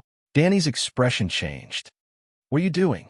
Sorin said in a sinister voice. The essence of the demonic arts is to steal the songs of laws from other demonic gods. I'm very interested in Sagrador's law of summoning. When things reach the point of no return. Oomph. Dany was overjoyed. Finally, someone wanted to touch the hot potato. Don't play with fire. Eru can tolerate the drastic changes in fate, but it won't allow you to betray others. She was both shocked and scared, as if she couldn't accept the King of Sorin's idea. I have a plan, Sorin insisted. The year 3019 was a year of drastic changes in the world. The demonic Pants Guard team set off this year. There were still 9 members, corresponding to 9 ringwraiths. This year, Saruman attacked Rohan. The Eastern barbarians attacked the Lonely Mountain in the north, and Sorin's half-orcs and southern barbarians attacked Gondor. For a time, the whole world was engulfed in the flames of war. Thorin Oakenshield, who survived the War of the Five Armies, died in the hands of the Eastern barbarians. Not only did the king under the mountain die, but even the king of the valley, a small kingdom built by the dragon-slaying warrior bard in The Hobbit, was sacrificed. The severity of the war in the north was no less than the war in the south between Helm's Deep and White City. The Eastern barbarians were the Eastern human kingdom under the Demon King. Since Morgoth bribed the Eastern barbarians to betray Nodo in the First Era, the Eastern barbarians have been one of the Demon King's bases. However, the Northern Human and Dwarf Alliance still blocked the Eastern Barbarians' army, which greatly reduced the pressure on Gondor's main battlefield in the south. After knowing that his brother of hundreds of years died in battle, Tirion, the Axe King, was furious. He swore to the gods that he would break through Barad and blind the culprit. The Lonely Mountain was a little far from the underground kingdom of Moria. At that time, Rohan was besieged by Saruman's half-orcs. Even the crown prince of Rohan died in battle. According to the ancient treaty, King Tirion had to lead the dwarves to support. Because of his support, the originally tragic defense of Helm's Deep did not happen. Both sides set up battle formations on the grassland of Rohan. The old dwarf king held 2 axes, one ice and one fire. He was unparalleled among the half-orcs. Pippin and Merry were stunned. As expected of the legendary axe King Tirion. He's too strong. The Hobbit was shocked. The Dwarf King's brother died in battle at the Lonely Mountain. He can only vent his hatred and pain on the half-orcs in front of him. Gandalf sighed. After defeating the half-orcs, besieging Isengard, and arresting the culprit, Saruman, King Tirion was ready to go back home. I'm going to the Lonely Mountain immediately to see if I can find a few Eastern barbarians. Even if they retreat, I'll cut off 10 barbarian kings' heads to pay tribute to Thorin, he said. But Gondor needs you, Gandalf said anxiously. We're too far away from Gondor. We've never signed a treaty. Old man, you're not that stupid, are you? If Gondor is finished, will the Demon King let go of the dwarves and the half-orcs? Or, if you retreat now, the Rohan cavalry will go to Gondor. If they lose the battle, you'll come back to Rohan for a second time? I understand what you're saying, but the people of Gondor, the old Tirion, whose beard had turned white, sighed. I went to Gondor in the early years to discuss an alliance with their prime minister, but those dang-damn people were too arrogant. They humiliated me with the most contemptuous tone and attitude. If I go there now, won't I be ashamed? Gandalf glanced at Aragorn, who had a serious expression on his face, and said in a low voice, The ruler of Gondor is not the prime minister, but the king of the human race. Now that the king has appeared and fought side by side with you, when you go to Gondor, you'll only be greeted with flowers and applause. Aragorn immediately stepped forward, bowed, and said sincerely, King Tirion, I'd like to apologize to you for what happened in White City, and I hereby swear that I'm willing to represent the humans and the dwarves in an eternal alliance. Tirion looked at the king in silence. The king did not avoid his gaze and looked back at him. After a long time, Tirion sighed. I believe you, but I also believe that you won't rebel against Denethor. Forget it. When I cut off Sorin's head, I'll have all the face. Denethor was this generation's prime minister of Gondor. Thank you. Aragorn looked at the half-orcs with more respect and gratitude. Even with the help of the dwarves, Aragorn still went to the path of kings. The battle to defend White City was fought beautifully. The allied forces of the half-orcs, the Eastern barbarians, and the Southern barbarians were completely destroyed, but the Dwarven and human alliance did not suffer much. But this was not the end. In Mordor, Sorin's nest, there were more than 100,000 half-orcs, and the even more terrifying 3,000 sunflower warriors. In order to make Mordor an empty city so that Frodo could enter the volcano, Aragorn immediately led the rest of the allied forces to attack Mordor after the siege of White City was lifted. Aragorn's tactical goal was achieved. The half-orcs and the fallen humans came out to fight Gondor's allied forces, and Mordor was empty. But at the crucial moment, Manwë's eagles came, dozens of them, spread their wings and covered the sky. Not only did they help the humans to stop the ringwraiths, but their leader, Solander, also brought a terrible news to Gandalf. Mount Doom was Sorin's trap, The real volcano's fire had already been extinguished, and the glowing magma was Soren's magic creation. The magic pants were made from the fire of Mount Doom, which meant that the magic pants had the same level of energy as the fire. To destroy the magic pants, the power level of the magic pants had to be greater than or equal to the fire of the volcano. The problem was that Mount Doom was not an ordinary volcano. It was a super furnace summoned by Mirko in the First Era, and the fire that it spewed out was the residue of the first fire. It was easy to understand. What use would ordinary magma be to boss me? So, unless Villa helped, the only way to destroy the magic pants was to rely on Mount Doom itself. But the volcano was extinguished, and the magma inside was Soren's magic camouflage, so its energy level must be much lower than the residue of the first fire. The Devil King is so cunning. Tyrion was shocked. The Pants Protection Team has become the Pants Delivery Team. The hobbits are not destroying the magic pants. They're delivering the magic pants to the Devil King. All heroes of the humans and dwarves, get on the eagles. We will go to Mount Doom and fight the Devil King to the death. Gandalf was furious. He jumped on the back of Manwë Eagle and asked Tyrion to get on as well. How do you call yourself a hero?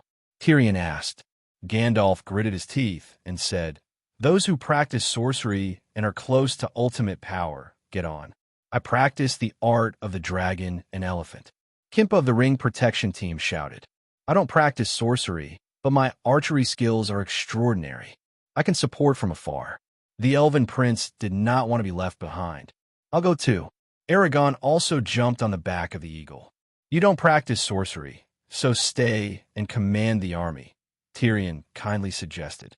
With Eomer, the new king of Rohan, and Faramir, the new prime minister of Gondor, it's enough. Besides, I practiced the complete version of the Sunflower Manual, Aragorn said. What? The heroes who had jumped on the eagle almost fell. Is it worth it? The human kingdom and the elven princess are waiting for you, Tyrion said in disbelief. Don't get me wrong. I practiced the complete version of the Sunflower Manual. I don't need to cripple my body, Aragorn hurriedly explained. The complete version of the manual. What's the extra content? Tyrion asked curiously. Aragorn said strangely. There's an extra sentence, as long as you endure the pain, you can succeed without castration. Fuck, there were curses. Who gave you the complete version? Felix the dwarf asked.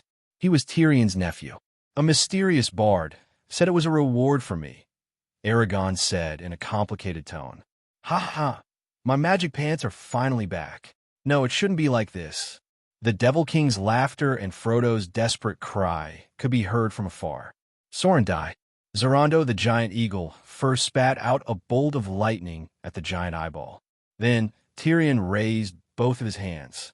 One of the two giant axes was covered in frost, while the other was covered in flames. They were like a pair of flaming wheels, spinning towards Soren. Devil King die. The elven prince continuously shot arrows. Every arrow was enchanted with a special spell by Gandalf. Soren, your end is here. Gandalf raised his wand. The bright white light was like a divine sword, fiercely striking the Devil King's eye. Soren, one attack after another landed on the giant eyeball. No, Soren cried. This is not fair. Manwë cheated for you. I don't accept this. No one cared whether he accepted it or not. They just wanted to kill him. After everyone had destroyed the giant eyeball, Gandalf did not fail this time. He immediately caught Soren's soul and handed it to Zorando, the giant eagle. Not long after, news came from Valinor that Villa had personally judged Soren and sentenced him to eternal exile. His fate was the same as Mirko's. He was sealed in a large planet and thrown into outer space. His strength and soul slowly turned into the dark energy of the universe. After that, the elves collectively moved away from the Middle Lands. The dwarves hid in the giant caves, and the humans ushered in unprecedented glory. The Third Era ended, and the Fourth Era began. Chapter 1200. Fourth Era, Year 119, Spring. Gondor's capital, White City, the back garden of the palace. The pink dendrobium flowers shone brightly under the sun. The old man's gaze moved away from the colorful butterflies. "You're here?" The two people suddenly appeared at the corner of the flower garden and in front of him. The palace guards did not react at all.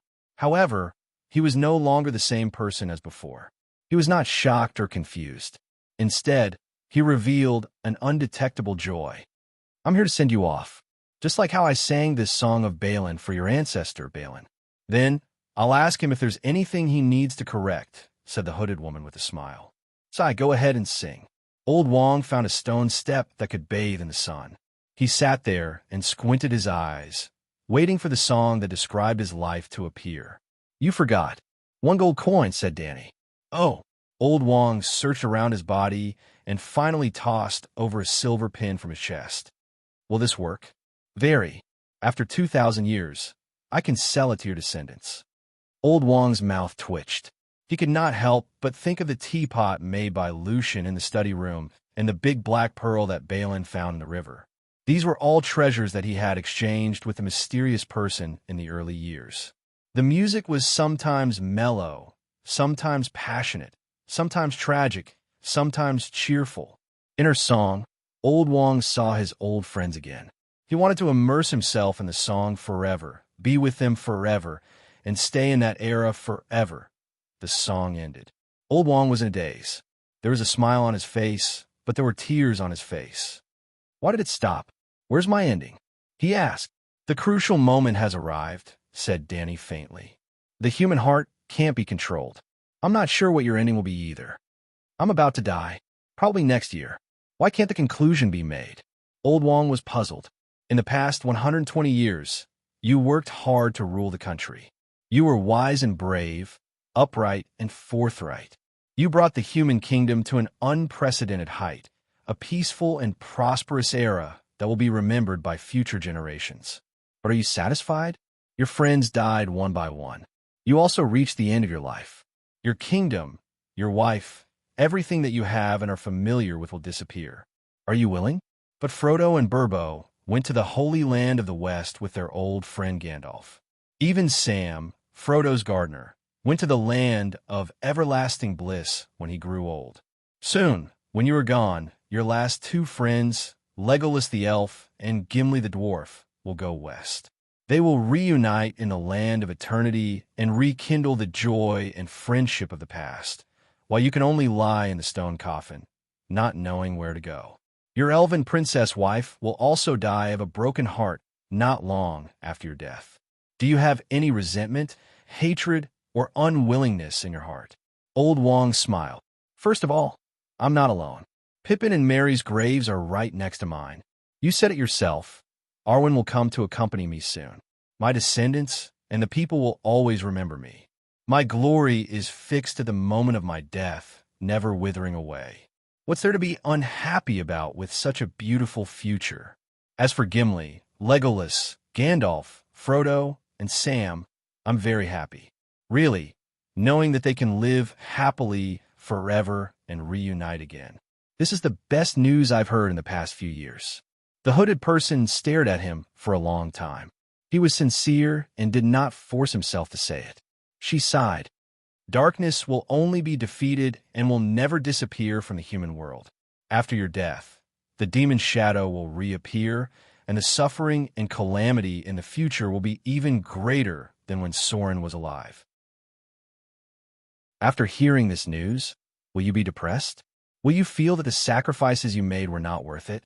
The smile on Old Wong's face disappeared, and his expression became serious. "Demon Shadow, it's you? Hee hee, I'm going to be the Demon King, who will write the biographies of heroes like you. Soren has disappeared, Mordor has been turned into farmland, and the half-beastmen are hiding in a corner of the world, waiting to die out. My people even treat the half-beastmen as a legend." Old Wong stood up and walked to the railing. He looked down at the shining white city in the distance and roared, "Where did the demon shadow come from in such a prosperous time? Hee hee, the demon shadow is here, in the hearts of your people who treat the half-beastmen as a legend." The so-called prosperous dynasty was a joke in front of the Numenor kingdom of the past. Why don't I sing Numenor's Westport Nocturne for you to see how prosperous your ancestors' empire was?" Danny chuckled. Old Wong was silent. He looked at the beautiful scenery below and sighed after a long time. "I've completed the mission of my generation. Even if the kingdom will fall from prosperity and be invaded by the demon shadow, I believe that my descendants and the descendants of my people will be like their ancestors. They will stand up, straighten their backs, and face all evil and darkness with the firmest faith and the greatest courage."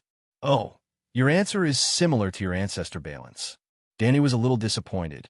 "Is that so?" Old Wong turned back. A look of joy appeared on his face. "You asked him the same question back then? Facts have proven that we didn't let him down. Humans didn't let him down. All right, I've already written your ending. Let's meet again." Danny prepared to leave. "How can there be a chance to meet again?" Old Wong shook his head. "There should be. When the universe ends, all of Aluvida's children will join the final movement.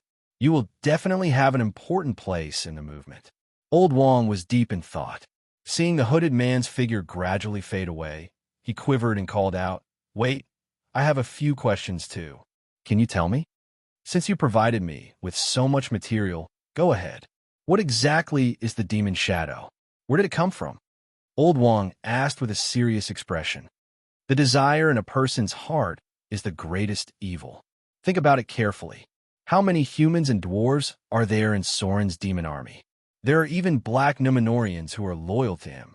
You think Soren is your enemy, but in reality, he's just a symbol, a symbol. Your enemy has always been yourselves.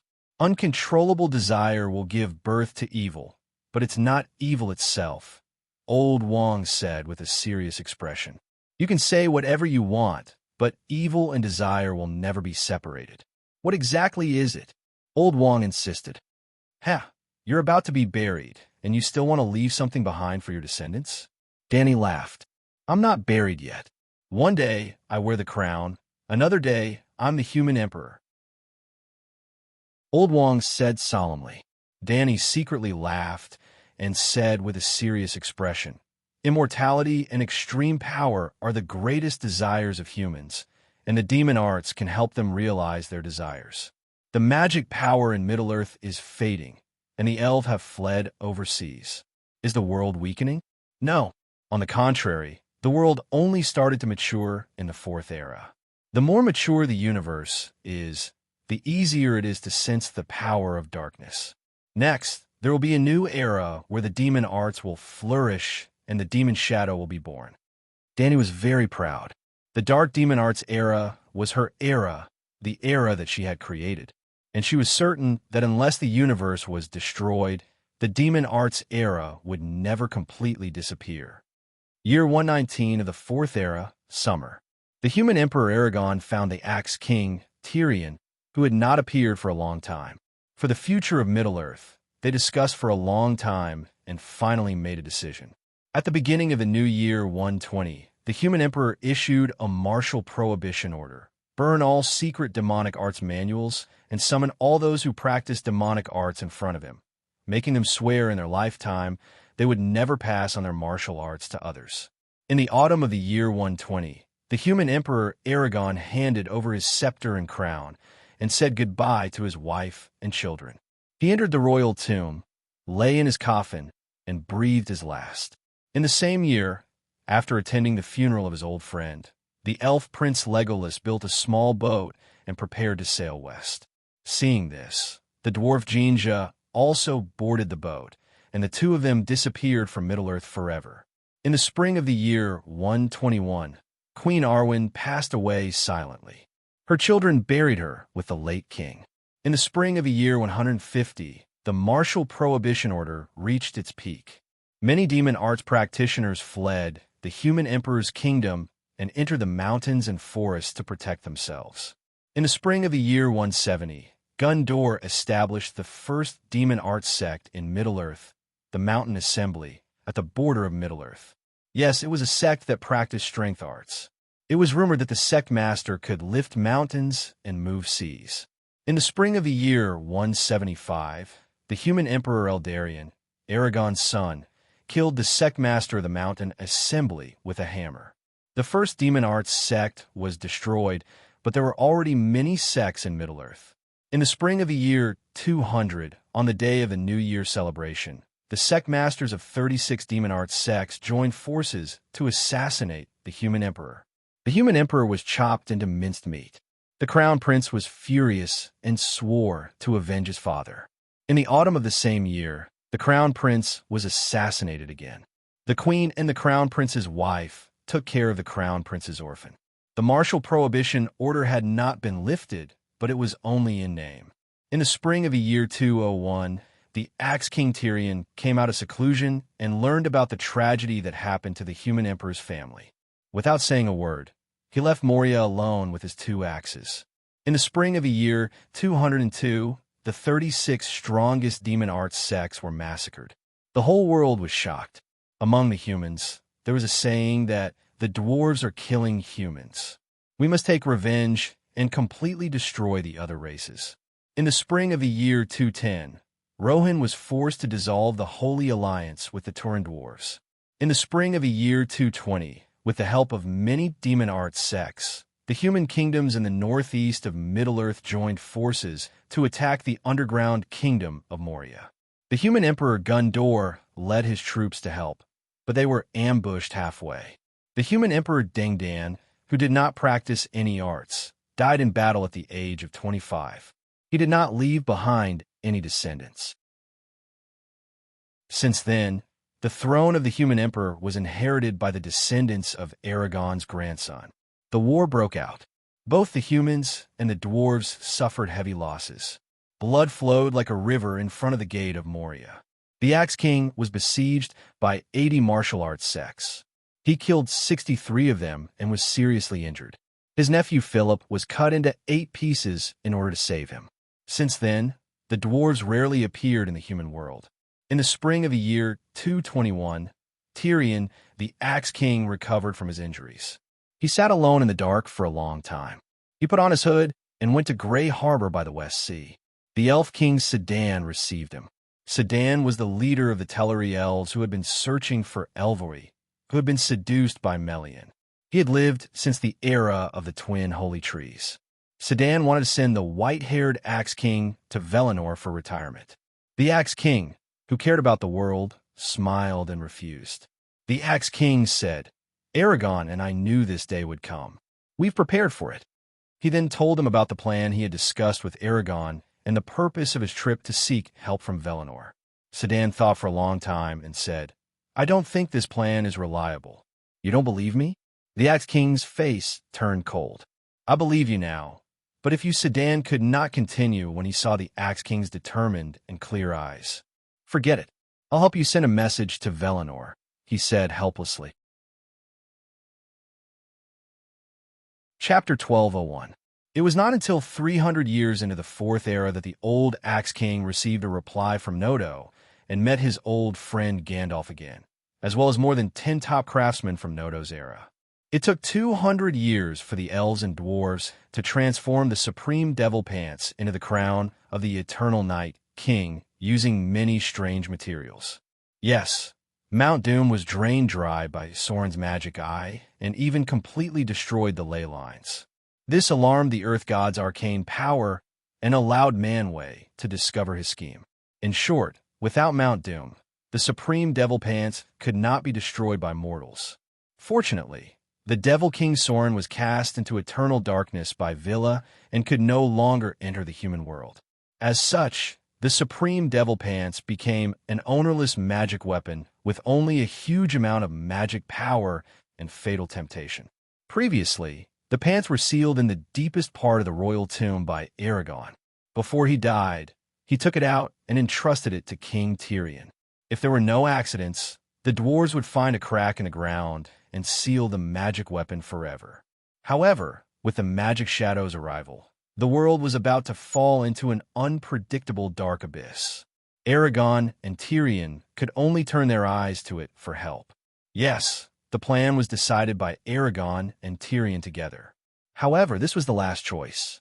Unless it was absolutely necessary, it was best to throw the pants into the magma of the Earth's crust and seal it forever. Under Gandalf's worried gaze, the Axe King Tyrion put on the crown of the Eternal Night King, which looked like a helmet. Frost spread down from the top of his head and formed a set of blue-black ice armor on his body. At the same time, a vast amount of black smoke formed a long, dark cloak behind him. Tyrion's face, which had been polished by time and was as hard as black iron, showed signs of struggle and pain. He let out an inhuman roar from his mouth. In the roar, one could vaguely hear the cheerful laughter and vicious curses of Mirko, King Sorin, and many other demon kings. Gandalf immediately chanted a meditation spell, and the hall lit up. After 20 years, Tyrion's face relaxed again. He opened his eyes, and there seemed to be a galaxy in them. "Well?" asked Gandalf nervously. "As expected of the top craftsman of Valinor. The crown is just as we expected. It can form a magic eye canopy that covers the entire earth," Tyrion said with a smile. Gandalf did not relax. "Can you bear it?" The moment I activated the crown, there seemed to be thousands of people talking in my ears at the same time. Every sentence, every demonic thought made me restless. I wanted to obey, but I didn't lose my mind. Slowly, I cleared all the devil thoughts and suppressed them in the bottom of my heart. Now, as you can see, my reason has suppressed the devil thoughts. You can suppress it now, but what about in the future? We'll talk about the future. In the future, this is our responsibility. My old friends are dying one by one. If I don't step up, who will? Old Axe King sighed with a bleak expression. I will stop practicing the sorcery arts and focus on keeping the dark energy out of the world. After pausing for a moment, he said in a low voice, "You are Maya. You are immortal and powerful. You could be my supervisor. If something happens to me in the future, then, sigh, I can't predict the future. You can decide for yourself when the time comes. No matter what, you must stop me from falling into the dark abyss." Gandalf nodded with a heavy heart. In the year 550 of the Fourth Era, the dwarven kingdom of Moria was completely closed to the outside world. King Tyrion left his home and entered the ice world in the northernmost part of the continent, sealing himself in ice on a black stone throne forever. It was also in this year that the sorcery arts realized that the dark energy from the void seemed to have thinned out. At first, they thought it was an illusion or a new change brought about by the new era. Just like in this era, the elves gradually disappeared from Middle-earth. 200 years later, the dark energy thinned to a limit. There was even the first case of the sorcery arts declining instead of improving. Why is this happening? It's only been 600 years since the Fourth Era. The golden age of the sorcery arts hasn't even begun, but the magic power has declined to the point where it's hard to cultivate. The sorcery arts community was in an uproar, but they were powerless. The speed of sorcery arts cultivation became slower and slower. For a long time, no grandmaster with ultimate power appeared. In the year 800 of the Fourth Era, another shocking event occurred. A sorcery arts master with ultimate power used up his lifespan and died at the age of 666. Not to mention, compared to mortals, with Númenórean's long lifespan, 666 was already an exaggeration. But the remaining sorcery arts were terrified and angry, because after grasping ultimate power, they should have enjoyed eternal lifespan. I can't accept this. I cultivated bitterly for 400 years and finally grasped the power of the gods. I should have enjoyed eternal wealth and glory. Why is my lifespan only a few hundred years? An old sorcery arts master shouted in grief and anger. In the next 300 years, sorcery arts master after sorcery arts master used up their lifespan and died, until a sorcery arts master appeared in the Far East who was diligent and loved his people. He was pleasantly surprised to find that whenever his subjects worshipped and offered sacrifices to him, a mysterious power would descend upon him. This power was no weaker than darkness origin power and could aid sorcery arts cultivation. More importantly, it could make him immortal. This is the power of faith. Damn it, why didn't I think of this before? Soon, a black Númenórean sorcery art master researched the information of the previous devil lords Sorin and Mirko and discovered the true nature of this mysterious power. The black Númenóreans were not the dark-skinned, Dindane Númenóreans. Instead, They were a large group of fallen Númenóreans who had been lured in by Sauron when he was the prime minister of Númenórean. They were spread across the colonies of Middle-earth and were similar to the Volantis of the Song of Ice and Fire. They had luckily escaped the Great Calamity and had been reproducing until today. These people were the main force of the cultivation world. They had founded many hidden cultivation sects with families as their unit. With the Dendane Númenóreans' extraordinary talents, they had given birth to many grand masters with ultimate power. The Dendane Númenóreans had experienced the blood sacrifice of Mirko and had seen Sauron extract the evil power of faith from humans to form his body. They were not ignorant of the power of faith. In the year 1200 of the Fourth Era, in the northwest of Middle-earth, a Grand Master named Odin Asa called himself the God King. The people under his rule could only worship him and were not allowed to have other faiths. The prelude to the Age of Gods began.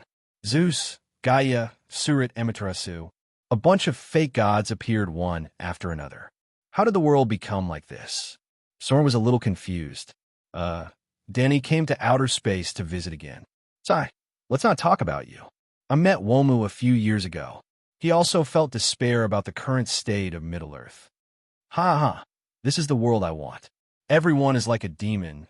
There is no etiquette, and only the strong are respected. Mirko was very excited. Stranger, are you the mastermind behind all of this? Sauron asked. No, I've been very low-key for the past 1,000 years. I don't even dare to walk around. I'm afraid that I'll be seen as the successor of the Devil King, Danny quickly said. Bosme was dissatisfied. Sauron and I have been exiled forever. If you don't take up the responsibility now, when are you going to do it? It's because both of you didn't have a good ending that I don't want to repeat the same mistake, Danny said confidently. This is your fate. You can't escape it, Mirko sneered. He was wrong. Danny herself was frightened for a long time, but she lived through the next 3 eras peacefully. The Fourth Era lasted for 5,000 years. In the first half of this era, the fake gods were still able to flourish. However, in the second half, the source of faith was occupied by the big god clans. Their potential was exhausted, and they were inevitably swept away. Well, the so-called god clans were actually sorcery cultivation sects and families. At the end of the Fourth Era, the War of Faith led to the terrifying twilight of the gods. Almost all the masters of the ultimate power died in battle, and the era of the fake gods ended. In fact, those who could master the power of law were not fools. Many fake gods had even predicted the twilight of the gods at the end of the era more than 1,000 years in advance. They also knew the way to break the Darknet seal on the dark power outside of Earth. Odin, Gaia, Zeus, and other main gods had all looked for Dark Master, Tyrion. Danny was also shocked when she heard what the fake gods called Tyrion. However, they had never called him by the wrong nickname. The Axe King from back then was now fully qualified to be called Dark Master, because he was wearing the Eternal Night King title. Not only did he stop the dark power that tried to enter Earth, he also absorbed the dark power that was produced on Earth. As long as there was evil, the dark power could be produced. At most, Mirko's evil was purer, and its quality and quantity were higher. Humans were fewer in number, but their nature was not necessarily inferior. According to Villa, the reason why Earth could not get rid of evil was because of the seed of evil that Mirko had left behind. I want you to die. In the age of chaos, the world will only be purified after all of you are dead. Faced with the fake god's request to open the dark net, Tyrion said viciously, You are the Dark Master. You have absorbed the most dark power and mastered the most ultimate power. You have no right to say such things. Odin was furious. I turned into a demon to wipe out all the demons in the world. Tyrion's white hair fluttered in the wind as he raised his head and laughed. Don't think that I can't recognize you just because you put on the Demon Supreme pants. Take off your pants and the Darknet seal will break on its own, Gaia threatened. She was a black Númenórean who had followed Sauron before, so she knew the secret of the pants. It's not the pants, it's the crown, Tyrion said angrily, putting the pants on his head. How vulgar and disgusting was that? It doesn't matter if you call a towel to wipe your mouth. In any case, we want the pants. With that, the group of fake gods charged forward. Unfortunately, they only mastered one ultimate power, while Tyrion, who was wearing the pants, had comprehended 12 laws. The most important thing was still internal energy. Because the dark net separated Earth from the universe, the fake gods were unable to absorb the purest dark origin power, the power of the demon god, which corresponded to the ultimate power. On the other hand, Tyrion, who relied on the dark net, could absorb dark origin power 1,000,000 times more efficiently. There is a huge difference in quality and quantity between the two sides. It was also because of this battle that Tyrion obtained the title of Dark Master. Since the attack failed, the fake gods were left with only one option: defeat the other fake gods and take over the source of faith in Midland. Use the power of faith of all humans to fight against the Dark Master wearing the pants. In theory, this was also a feasible option. As long as it was a war, there would always be a final victor. The final victor of the War of Faith would become the only god of all humans in Midland. Yahweh was a combination of 3 fake gods who mastered 3 ultimate powers and won the final victory. Ha ha! I am the only god, Dark Master. Just you wait for me. He was standing among the pile of fake gods' corpses, his face covered in blood, and laughing loudly. The Dark Master suddenly appeared and chopped him in half with an axe. Axe looked at the last god, who had died with his eyes wide open, and sneered. Do you think I'm stupid? Do you think I'll give you time to master the power of faith in the entire continent? While you were fighting, I was waiting at the side, waiting for the chance to kill all of you. This is the true Ragnarok. The last god took his last breath unwillingly. The 4th era ended, and Tyrion became the ultimate demon king. Chapter 12:02. The 5th era was the Common Era. This was an era where magic was at its weakest. The elves had become a legend. The dwarves seemed to have dug through the earth to enter another plane, and the hobbits and the few remaining orcs had merged with the humans. They first became a human race, and when their racial characteristics gradually disappeared, they were finally reduced to ordinary citizens of a country. In 1975, humans began to attempt to land on the moon. Rockets rose to the sky, and technology conquered the world. However, Vera intervened and interfered with them. A huge explosion at NASA stopped the first moon landing operation. At the same time, archaeologists at Oxford University began to research the secrets of Atlantis. The history of the Númenóreans was gradually revealed, and Williner and Villa were about to be exposed to the eyes of ordinary historians. Manwë took action, sending the great eagle Zorando, disguised as a natural storm, to attack Oxford University. Although the original manuscripts were lost, the professors at Oxford University managed to find records of ancient history elsewhere.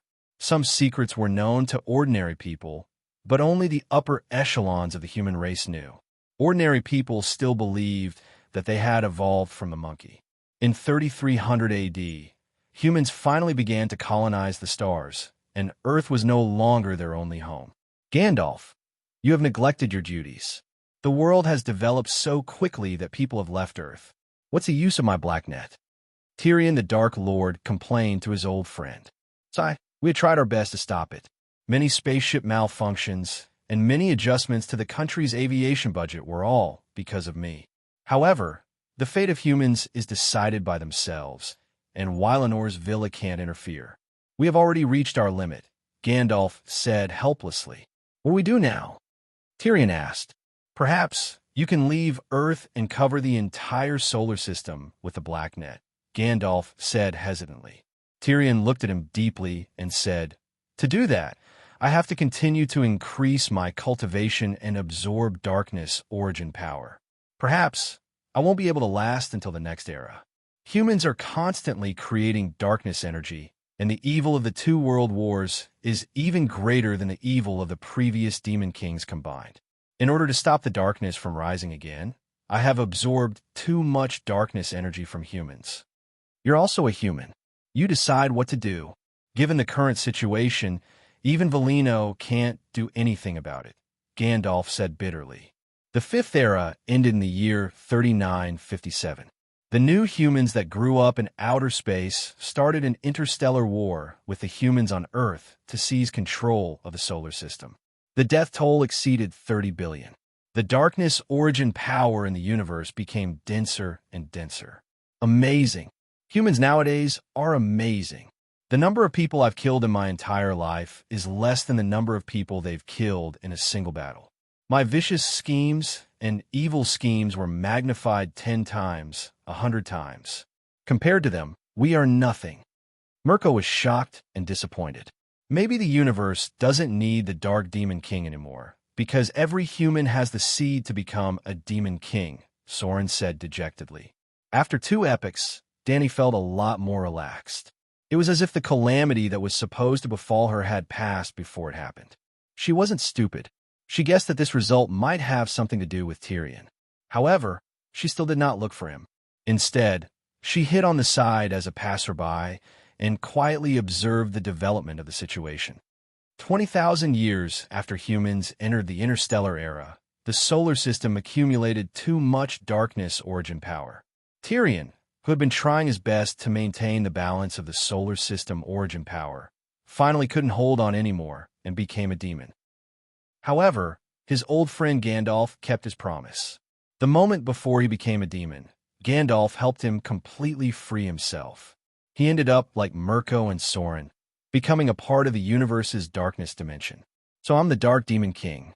I always thought that I was the savior. Tyrion said bitterly. I feel like you've changed into a different person. When Tyrion's destiny completely ended, Dani went to visit him in the universe prison. According to her impression of Tyrion, he should have quickly become a demon when he first came into contact with the dark arts in the Third Era. He would have probably enjoyed it. The current Tyrion was too righteous and too nice. It wasn't that Tyrion's actions in this life didn't match his personality. It was more like the evil and flaws in his human nature had been shaved away, leaving him with only righteousness. It was similar to how he dealt with Manwë and Mirko. I also feel that you're not like yourself. You treat life as a toy and have no humanity. This angel, Tyrion, actually started to blame Dani. The two of them didn't get along. After a short conversation, Dani left with a wooden face. It wasn't until 30,000 years later, in the year 60323, that humans truly walked out of the solar system and started to colonize other star systems.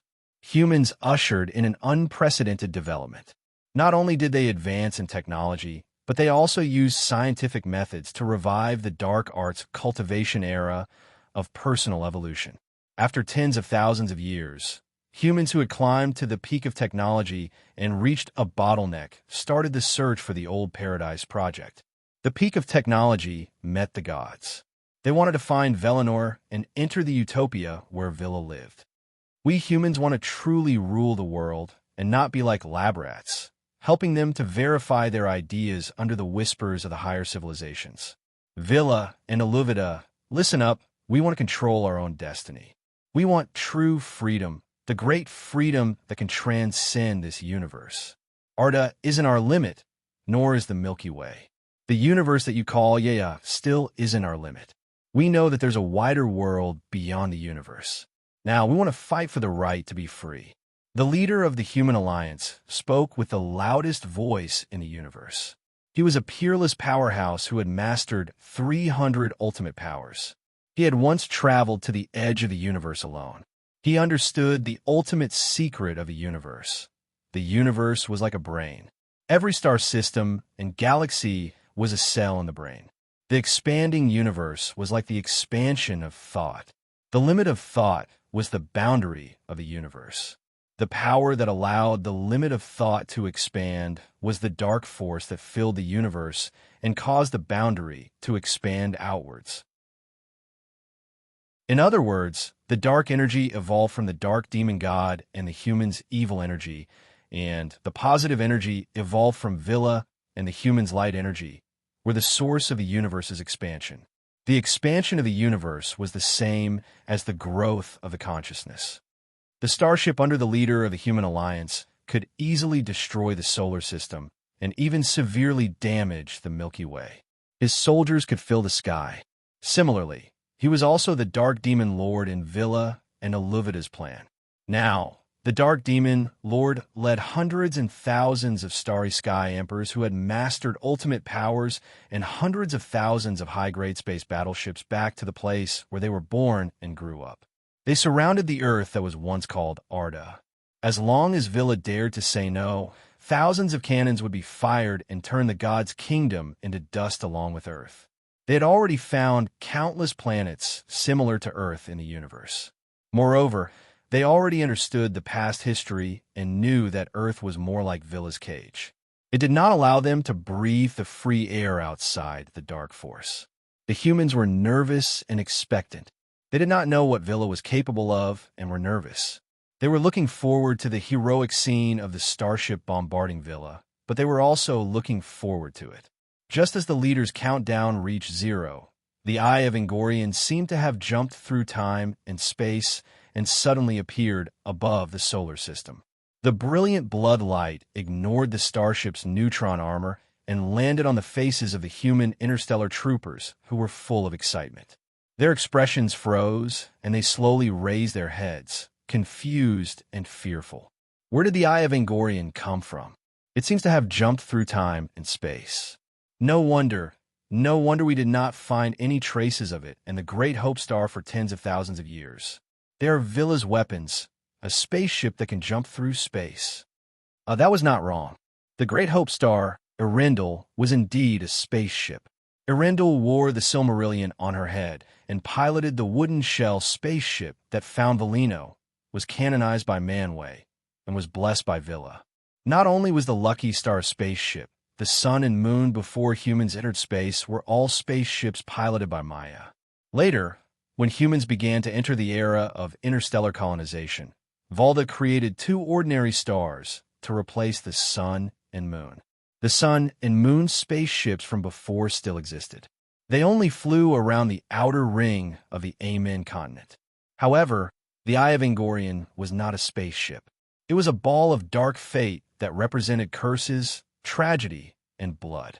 You will only be able to see and feel your destiny when it comes to you. At other times, it was unpredictable and unpredictable. Planet Destroyer, Level 1 energy cannon, 3 rounds of fire. The commander pointed at the blood-red star above his head. His face was twisted as he roared at the top of his lungs. He was afraid. Even in the interstellar era, the legend of the Eye of Angorian did not disappear. On the contrary, news of the appearance of the Blood Star came from various galaxies from time to time. That's right, it was not limited to the solar system where Earth was located. Every time it appeared, there would be a great tragedy in the galaxy where it was located, without exception. Therefore, "May the Eye of Angorian never meet you again," had always been the most common verbal blessing between the crew and the captain when the spaceship left the spaceport. With the commander's order, thousands of colorful energy beams streaked across the Eye of Angorian. It was like a spear piercing through smoke. Without waiting for the interstellar fleet to adjust their attack mode, an inconspicuous black suddenly appeared in the sky above Earth. The next moment, all the light rays distorted toward the black dot. All the spaceships, no matter what material they were made of, were instantly crushed.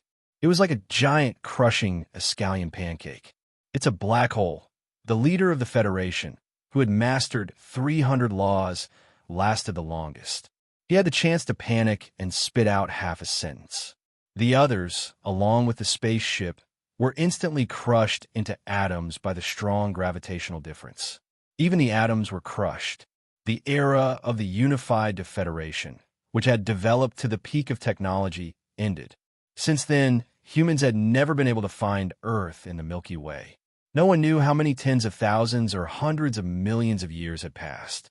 At the edge of the Milky Way, in a double-star solar system, on a giant planet called Tatooine, on a street full of yellow sand, a 7-year-old blonde boy raised his head and asked curiously, "What is a bard?" An ancient profession that specializes in telling stories to the audience with songs and poems. The hooded woman smiled. If you want to listen to stories, I have a holographic projection wristwatch. It's more immersive. The boy raised his right hand with little interest. Sigh, the electronic player can't give a story a soul. The hooded man shook his head. The boy scratched the top of his head, his cute little face scrunching up. Listening to stories is boring. I like racing cars. Oh, you're a racer at such a young age. The woman couldn't help but pinch the boy's face. It was chubby and very bouncy. I like the feeling of flying at high speeds. The boy took a step back, avoiding her cold fingers. So, you want to be a racer in the future? I don't know. The boy was conflicted. My mother and I are slaves. I want to be free. I want my mother to live a good life. I want to win a racing car competition. I also want to be a Jedi Knight. There are so many things I want to do, but I'm just a slave now. All the money I earn belongs to my master. You inherited the ancient human emperor's bloodline. You're a good seedling to cultivate the Force. However, you're not suitable to be a Jedi Knight, the hooded man said. Are you sure I can cultivate the Force? If I can cultivate the Force, why can't I be a Jedi Knight? Also, what's a human emperor? The boy was surprised and confused. The hooded man flipped his right hand, and an exquisite silver brooch appeared in his palm.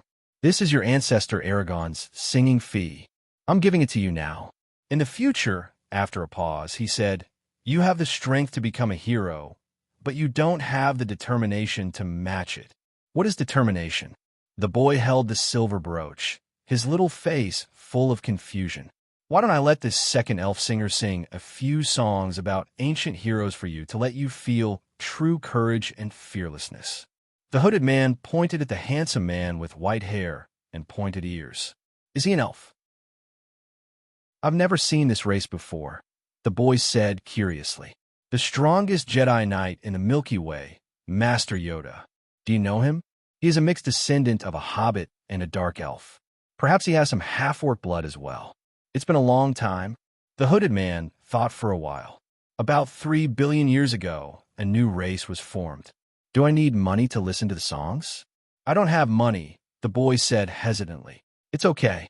When I write your song of Anakin in the future, I won't pay any copyright fees, she said with a smile.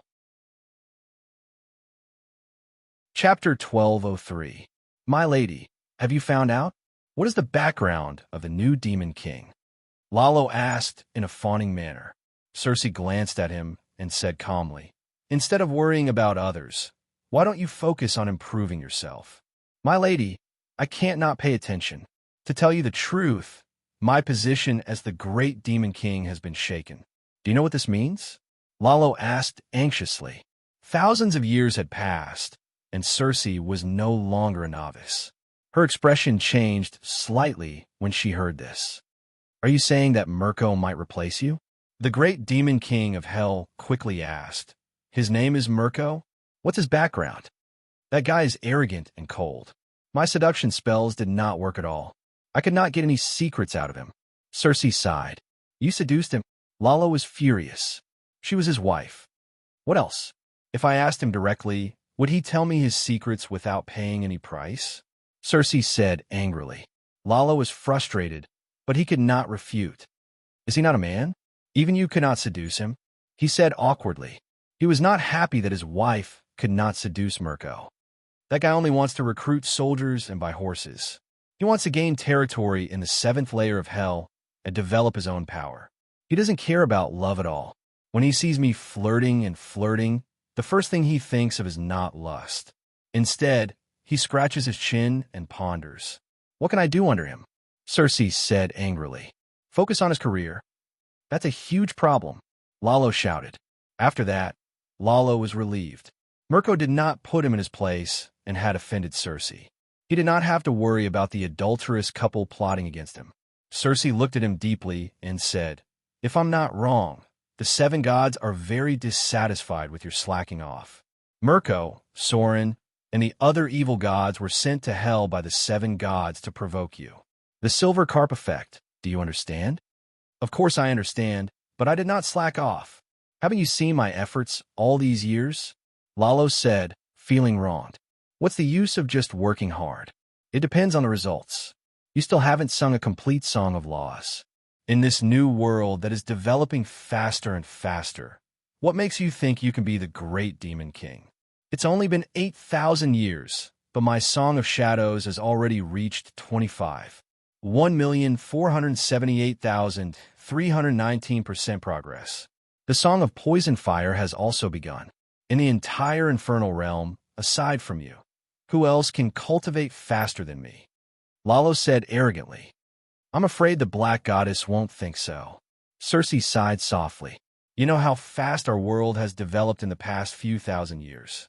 There are even 5 true gods among the humans who can sing the complete Song of Laws. Including the non-humans, there are more than 10 true gods in the astral plane. But what about the hell that corresponded to the astral plane? There wasn't even a single true god. If I were the Black Madonna, I would also feel dissatisfied. Actually, you and I should be glad that there isn't a single true god in Infernal Realm. Otherwise, you would definitely lose your position as the Great Demon King. Lalo pulled his hair with a pained expression. This doesn't make sense. Our world is still at the bottom level of the universe. In theory, there shouldn't be any true gods. In theory? In theory, our world should have been destroyed by the White Frost. But how prosperous is the world now? You've lived for tens of millions of years. Tell me, compared to the upper level of the universe tens of millions of years ago, has the world become stronger or weaker? Cersei said impatiently. Lalo was stunned. He suddenly stepped forward, grabbed her hand, and begged, "We can't just sit here and wait for death. I don't have the confidence to fight Mirko head-on. You know how black-hearted the Black Goddess is. Visitors from another world who can be accepted by the world of the 7 gods are all gifted and beneficial to the world. The 5 human true gods in the astral plane, other than the bald donkey Chizong, the other 4, are all immigrants.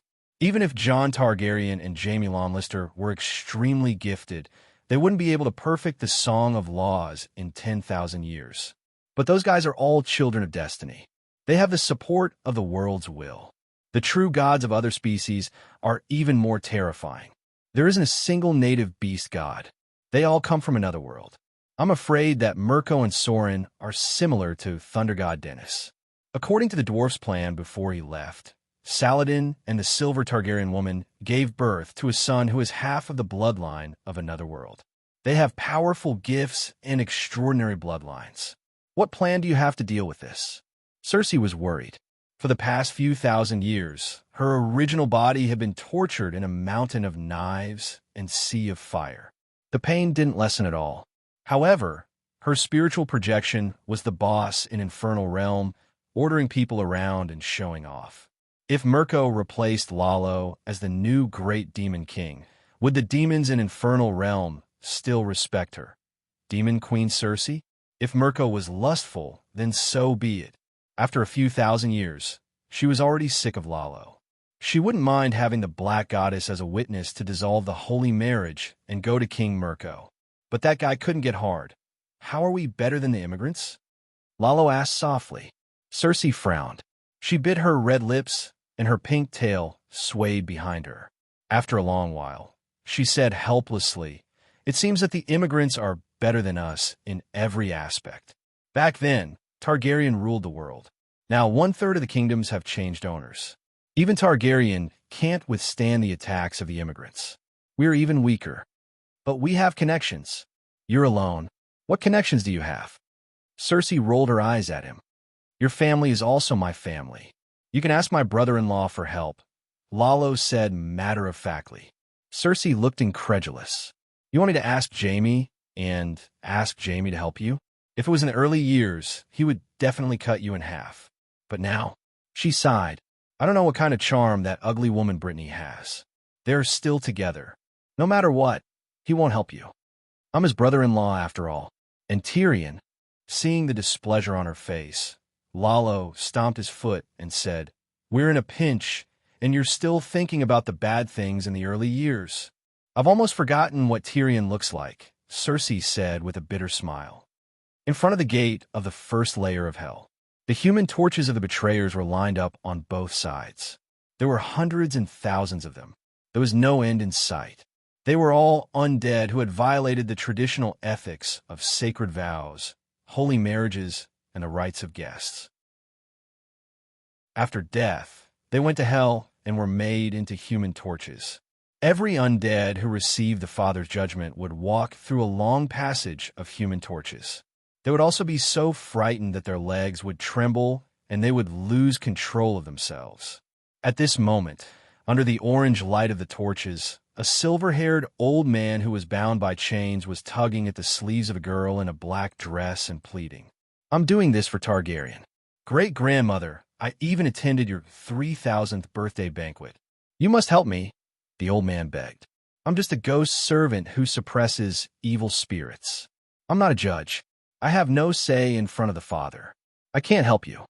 The pale girl with a huge bloody scythe on her back said awkwardly. After the old man was pulled into the gate of the tribunal, Cersei approached the girl and said with a fawning expression, "Lyanna, is your mother Arya here? There's a demigod necromancer in the far east who uses the souls of living people to refine a ghost flag." "My mother just rushed over," the girl said calmly. Cersei nodded and asked, "That old man just now seemed to be Turk Targaryen of the Revival Society.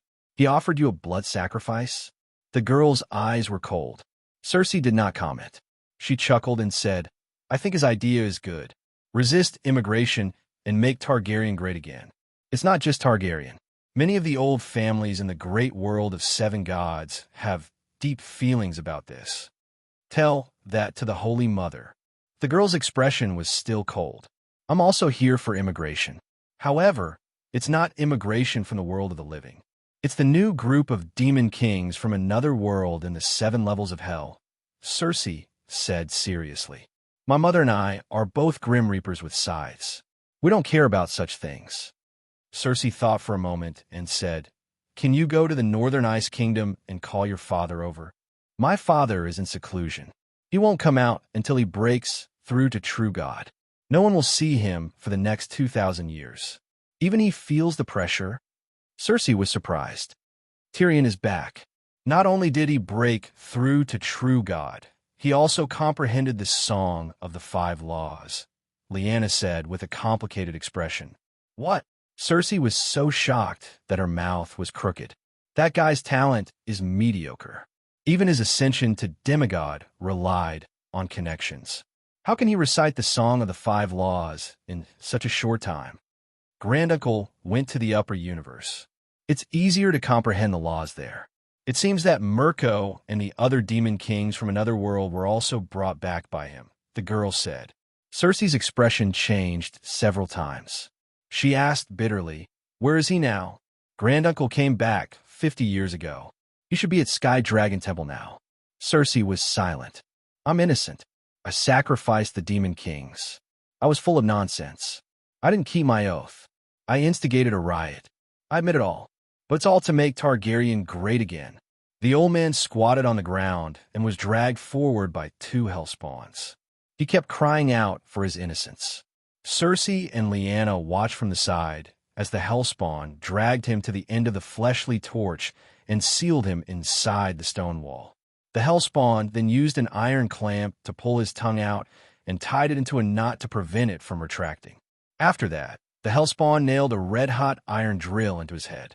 Flames spurted out from the hole, and another fleshly torch was formed. So tragic, so cruel. Even Targaryen didn't give him any preferential treatment, Cersei muttered. "The world belongs to the people of the world, not Targaryen," Lyanna Targaryen sighed.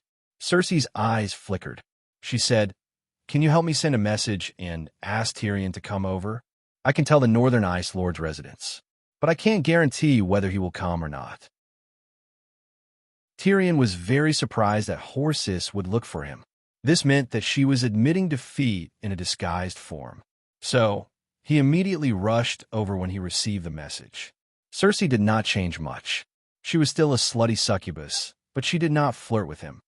"You've changed a lot." Instead, it was Tyrion's appearance and temperament that surprised Cersei greatly.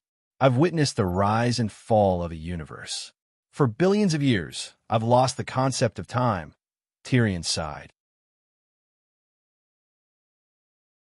Chapter 1204. After that, Tyrion recounted his experience. "IRU was so strong. How did you escape?" Cersei asked in disbelief. "IRU was strong, but she was not weak either.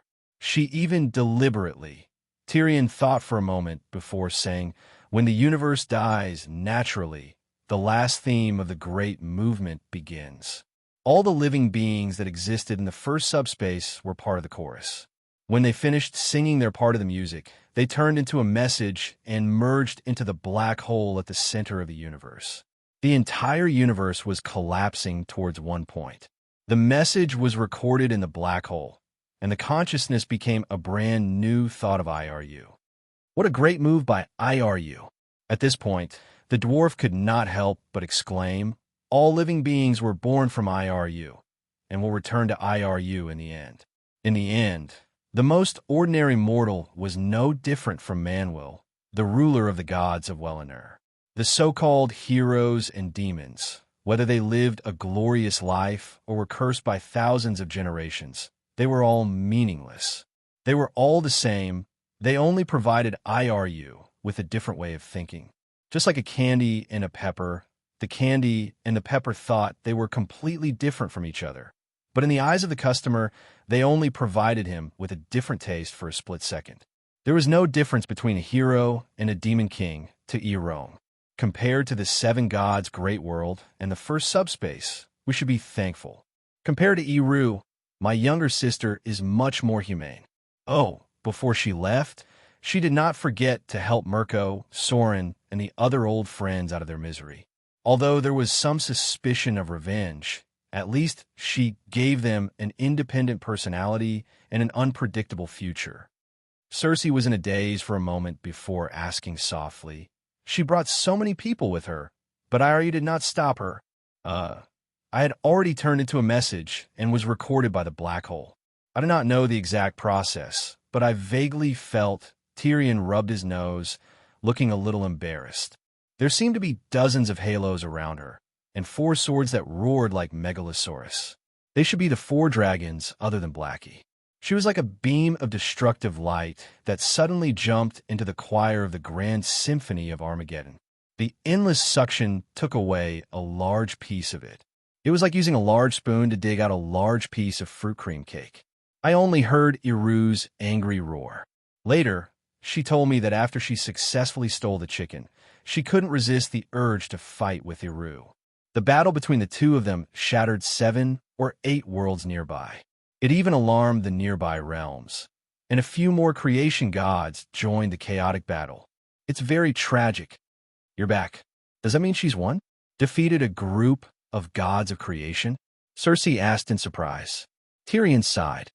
In terms of overall strength and understanding of the First Flame, she's definitely not as good as I am.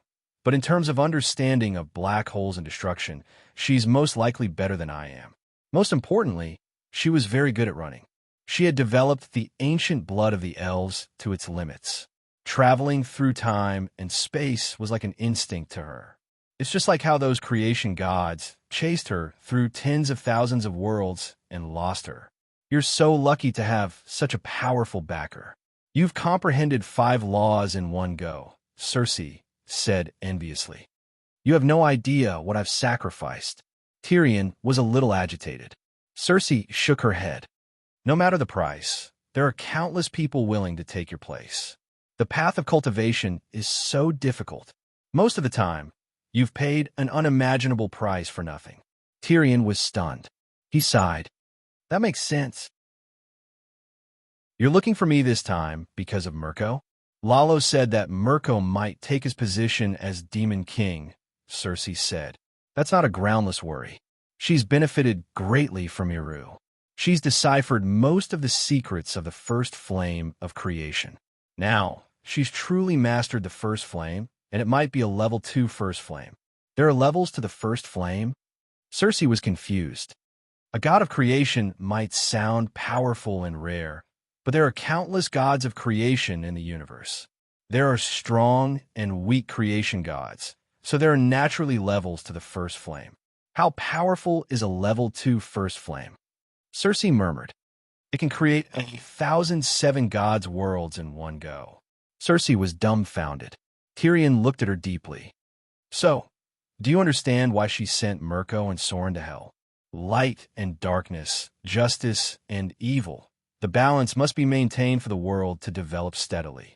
Outside the universe, I'm not sure if she's an angel or a demon, but in the Seven Gods world, she's the Holy Mother. The Holy Mother represents justice and light, and you demon kings added together can't even compare to a single strand of her hair. How can the balance be maintained? Since you can't do it, let the demon king who can do it take over. Mirko and Soren are Iru's dark wills. To put it bluntly, they're just a part of Iru. Their quality is even higher than Iru's own. Iru is at least a level 3 first flame.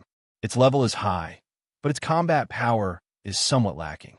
It's a research-type creation god, and my sister, she's war god, the dwarf said in a low voice. Who's calling me? Ghost Messenger Grazdan heard someone calling war god from afar and looked over. Brother Tyrion, you're looking for me? Tyrion was stunned for a moment before he recognized his old friend. War god Grazdan. It's not you. He waved his hand awkwardly. War god left angrily. The dwarf hurriedly called out, Brother War god, when you're free, come to Sky Dragon Temple and have some tea with me. War god's eyebrows rose as he agreed. After Grazdan left, Cersei was still in a daze. She mumbled, Mirko is Iru's dark wills. Then that's not right. Without Mirko and Soren, wouldn't the balance between good and evil be broken? She was confused. That's why she took Mirko away to take revenge on Iru. As long as she controls Mirko and Soren, she'll be able to reverse Iru's path of first flame. What about me and Lalo? Cersei asked anxiously. Let's compete fairly. We can't compete. Lalo is too useless, Cersei complained.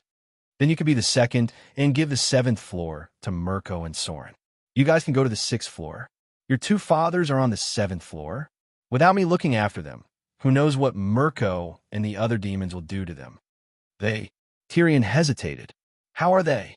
What else? They're tortured every day. They scream and curse at each other every day. When they think of you, they'll curse you loudly.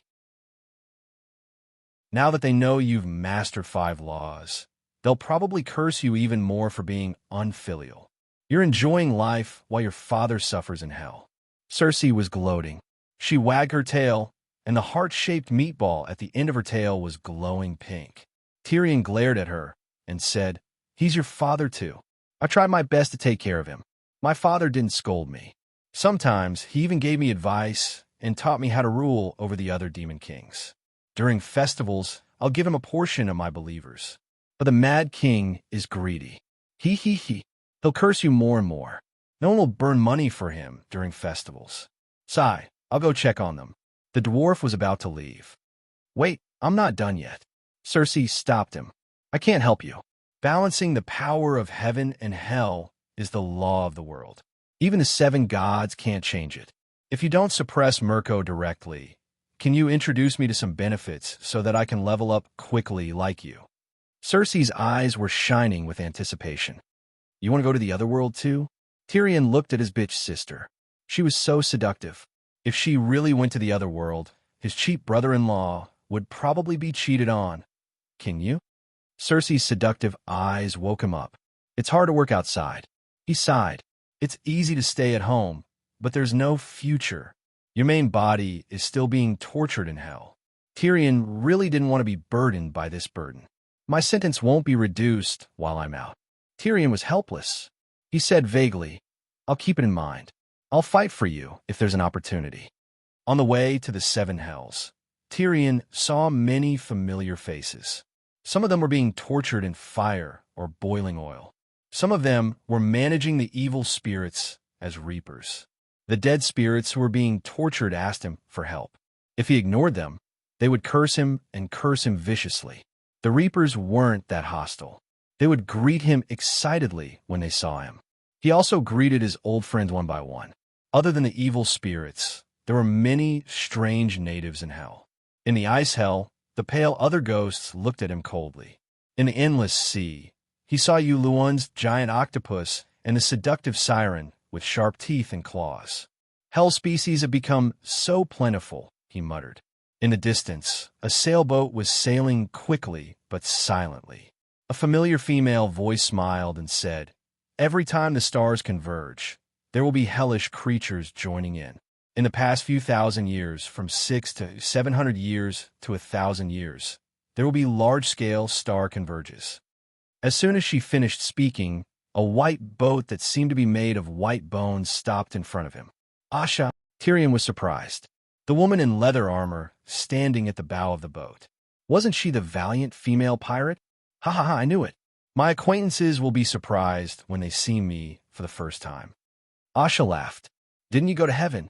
He asked curiously. Asha didn't even live past 120 years old. She had received an atonement scroll long ago and went to heaven. Asha waved at him. When he got on the deck, she said, "Heaven is too boring, especially for time in. 5,000 years ago, the Gray Sea King decided to reincarnate. His divinity and divine power were given to me. A few years later, the Nether River was born in Hell, separating the 6th and 7th layers. I thought it was an opportunity, so I applied to be a ferryman." Nether River. Tyrion lowered his head. As expected, he saw a vast black river of floating gray skeletons and vengeful spirits. Why is there the Nether River? I didn't see it in the first 6 layers of Hell. He was puzzled. The Nether River is the blood vessel of Hell. It's still growing. One day, it will connect the entire 7 layers of Hell and even take root in the unpredictable abyss. Asha approached him, bringing with her a cold aura. She whispered, "Hell is alive. It has life." Tyrion was deep in thought. He pointed at the vengeful spirits in the river and said, "What's wrong with them?" Asha's face was full of disdain. She said, "They are all oath breakers. If they violate the Nether River oath, they will be devoured by the Nether River. As long as it's reasonable, there's a possibility of a holy oath being broken. However, the Nether River oath can't be changed. Humans who know this characteristic are more and more fond of swearing in the name of the Nether River, especially the evil contract that summons Hell's devils. They think that they can perfectly control Hell's devils through the Nether River oath, but they don't think that any oath is directed at both parties." When they reached the other side of the river, Asha even invited her old friends to her house. On the cliff by the sea, there was a dark castle shrouded in black smoke. It was very similar to Pike City in the world of the living. Burning human heads above the door were candles. Deformed and ugly devils were male servants who specialized in manual labor. The beautiful female deviant ghosts served as maids, serving their masters and guests. There were also singers and poets who fell into hell. They played musical instruments and babbled, playing beautiful music for them. Other than Asha herself, her grandson, granddaughter-in-law, and several great-grandchildren lived with her. They are all reserve ferrymen of the Nether River. When the Nether River spreads to the upper 6 layers, they will need ferrymen to enter Hell or cross layers in Hell.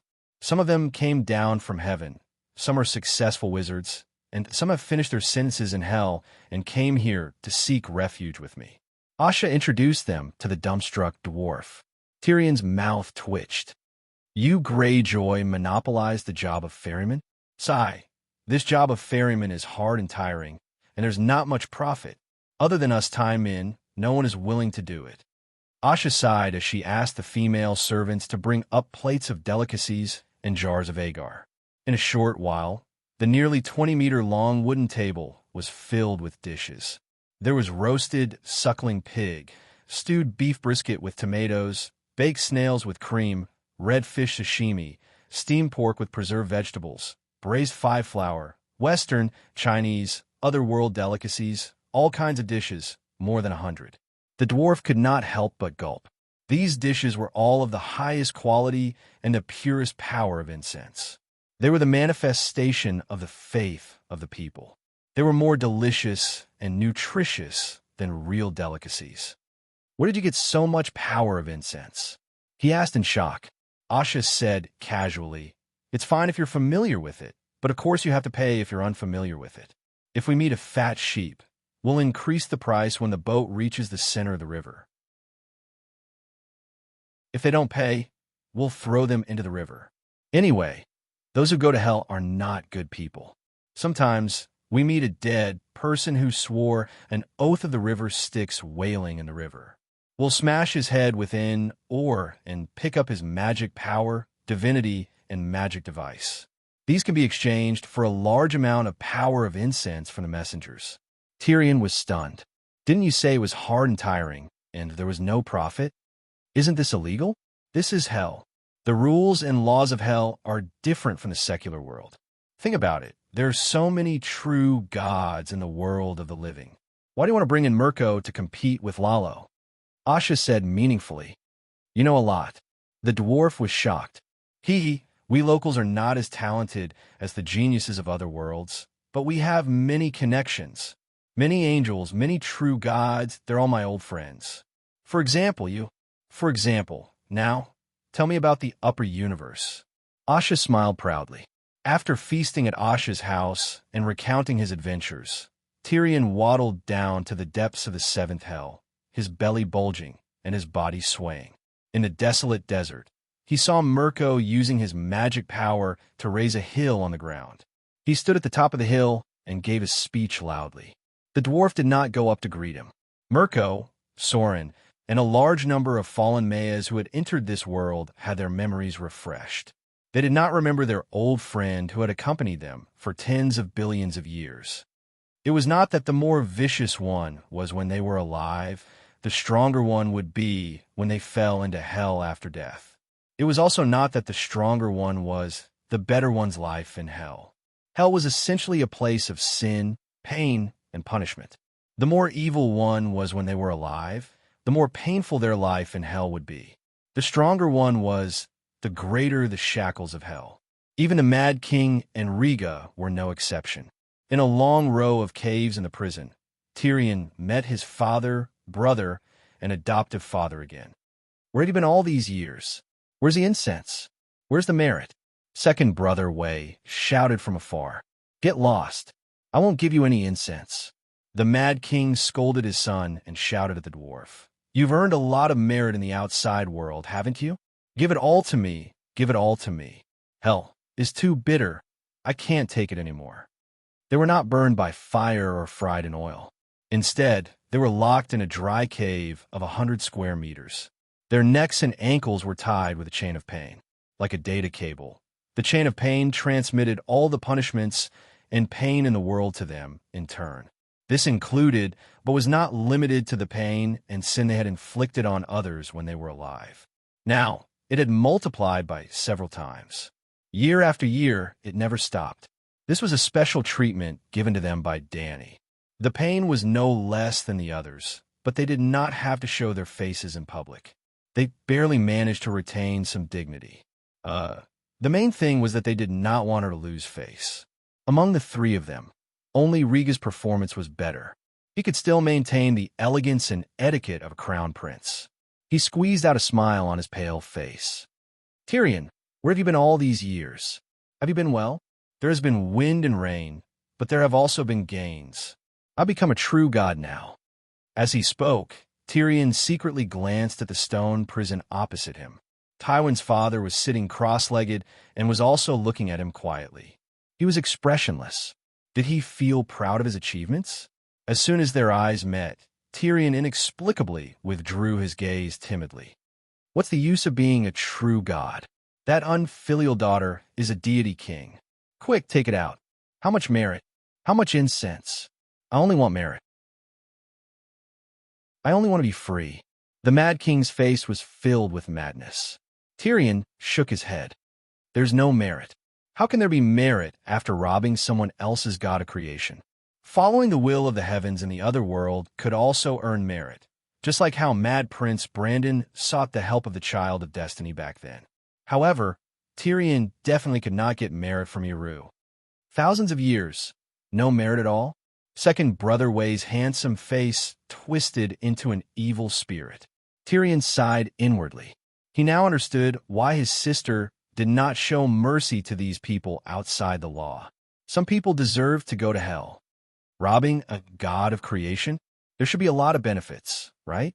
Give me some of the profits, the Mad King shouted. The song of laws and divinity cannot help you relieve your pain, Tyrion said. I want to be a demon king. I want to be like demon Circe and derive joy from looking down on all demons. Give me the laws and let me be crowned as a king. I will build a new iron throne with bones. Although the Mad King was crazy, he was not stupid. Second Brother Way's eyes glowed. He shouted excitedly, "Dear Brother Tyrion, give me a law. I want to be a demon king too." The word brother gave Tyrion goosebumps. Once you become a demon king, you will never be free, Riga advised. The Mad King pointed at Tyrion and cursed. Relying on this unfilial son, I will never be free. I might as well sink completely. There will at least be some joy. After scolding Tyrion, he began to scold his eldest son as usual. I must have been blind to think that you were the savior and put all my hope on you. If I had handed you over to Stark and Robert, they would definitely not have rebelled immediately. Then I would have focused on raising my unfilial daughter. After the dragon hatches, who would dare to rebel against me? Now, I am most likely the savior of the world. Riga said bitterly. To be honest, I wish that you would not put your hopes on me. I can't take it. Hee. After watching the Mad King's performance, Tywin could not help but chuckle softly. The two of them had been friends for decades when they were alive and thousands of years after they died. The Mad King immediately understood the reason behind his laughter. Are you laughing at me? Ha ha ha. You old bastard, you helped me raise my son for nothing. Ha! You were shot in the crotch by my own son. Ha ha! You killed my whole family, and the deviants destroyed the entire Casterly Rock City for me. Ha ha ha! Tywin's old face began to twist. Ha ha ha! Someone in the cell laughed again. Tyrion took a closer look and saw that it was an old acquaintance. It was Hor's sister's ex-husband, the wild boar killer Robert. This idiot still has the face to laugh. None of the 3 children are his. In the end, even the Baratheon family disappeared from the Westeros. Second Brother Way mocked. Robert's face turned red. His eyes were spitting fire, but he was speechless. You're stronger than him? If you had been honest, you could have won with the Divine King's sister, but you had to be a devil and sent yourself to the 7th level of hell. In the cell next to Robert, an old man sneered. It was another old acquaintance. Robert's good foster father, Jon Arryn. He was a good foster father, yes, but he also betrayed the oath he made to the Mad King, so he went to hell. The Mad King glared at him and mocked. How are you better than my son? You always have to stick your neck out. Stark was urged by the scholar to rebel against me, but I didn't even want to talk to you. You just had to get involved. May I ask, where's Arryn in the valley now? The best foster father of the 7 kingdoms was silent with a sad expression. Good father, Second Brother Way murmured emotionally. No matter what happens now, at least we were once glorious. In the history of the Westeros, there will always be a place for Theon Bella. Erlu could not hold it in anymore. He wanted to stand with his elder brother against a common enemy. You were beaten to a pulp by me, the Emperor. What glory do you have?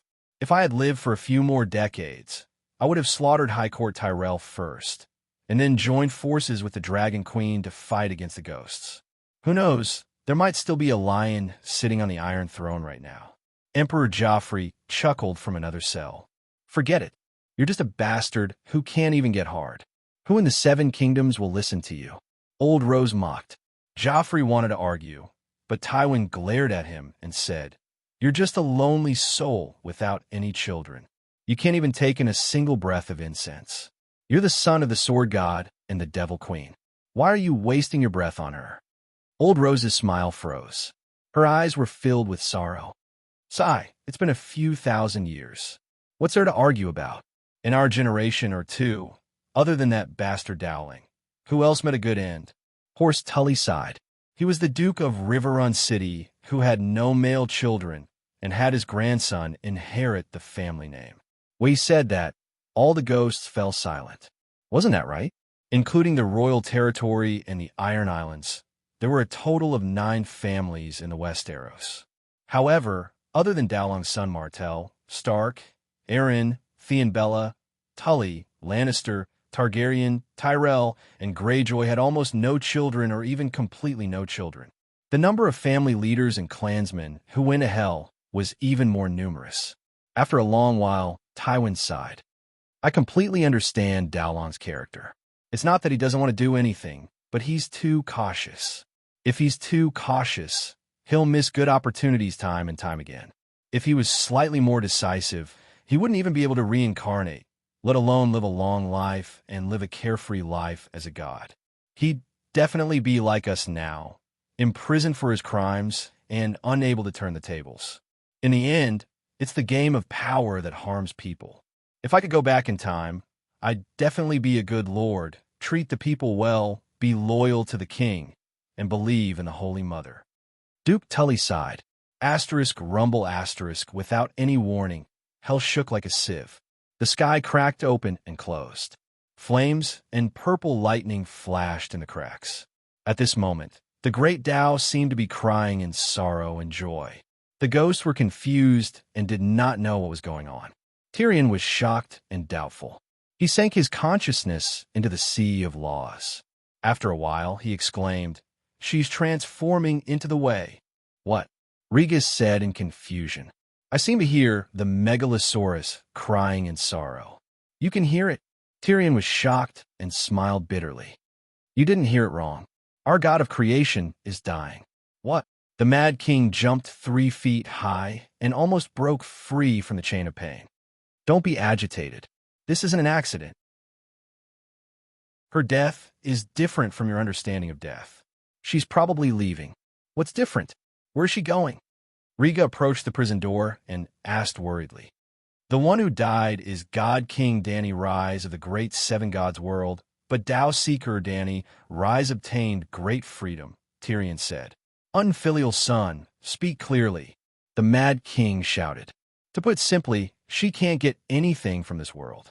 Cutting off all ties with it will make it easier for her to integrate into other worlds, higher and more wondrous worlds, worlds that can benefit her greatly." Cutting off all ties with the world. The Mad King was stunned. He roared, "What about me? I'm her father, but I didn't get any benefits. She only came to see me a few times in all these years. How can she cut off all ties?" "Sigh. Even if she doesn't leave, she won't give you any benefits. Also, cutting off ties doesn't mean we won't see each other again. I'll go out and take a look. I'll visit you another day." Tyrion said this and disappeared from the 7 hells. In the 9 heavens, Dany was saying goodbye to her 6 children. Yes, 5 dragon babies and 1 sheep son. This world is like a box. It can't contain me at this level. Rhaegar, you're the sun god. I'll leave the light of creation to you. Dany's body became partially transparent, about 1/50th of her body. Rhaegar's body shone brightly, and his aura increased. His aura was so strong that it far surpassed the total number of true gods in the 7 gods world. "Mother." His eyes were filled with tears, and he couldn't speak. Dany sighed and turned to the 5 children. "You're not talented enough. I can only give you more inheritance." Her body became partially transparent again. The songs of the 4 elements were given to Little White, Little Green, Little Red, and Little Gold. There were also 40,000 choruses, 10,000 for each dragon. The Great Path is endless. A mere 10,000 songs of the laws is only the starting point for the god of creation. Work harder in the future. Tyrion and the Targaryens, who had rushed over, felt their mouths twitch. Even Rhaegar stopped crying. He looked at the Megalosaurus brothers in a daze. "Blackie, you're the boss. You have to take on the responsibility of the eldest son." Dany gave him all the remaining power. A complete path of first flame, a complete path of space-time, the path of slaughter that was comprehended from the 4 celestial slaying swords, and the path of abyss, black hole, that was close to first flame. Dany was really clean. There was nothing left. Even her body and thought waves had completely disappeared. However, her voice came from beyond time. "White Knights, Blood Guards, hear me." Barristan, Bran, and the others hurriedly stepped out. "The sacred oath will never be broken. I hope that you will continue to walk with me. This is our highest honor." Their voices were trembling. At this moment, they felt more at ease than ever.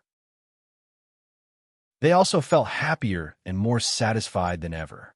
Before I return, you will be the guards of the seven gods' great world, Danny said gently. Understood. They looked at each other and smiled.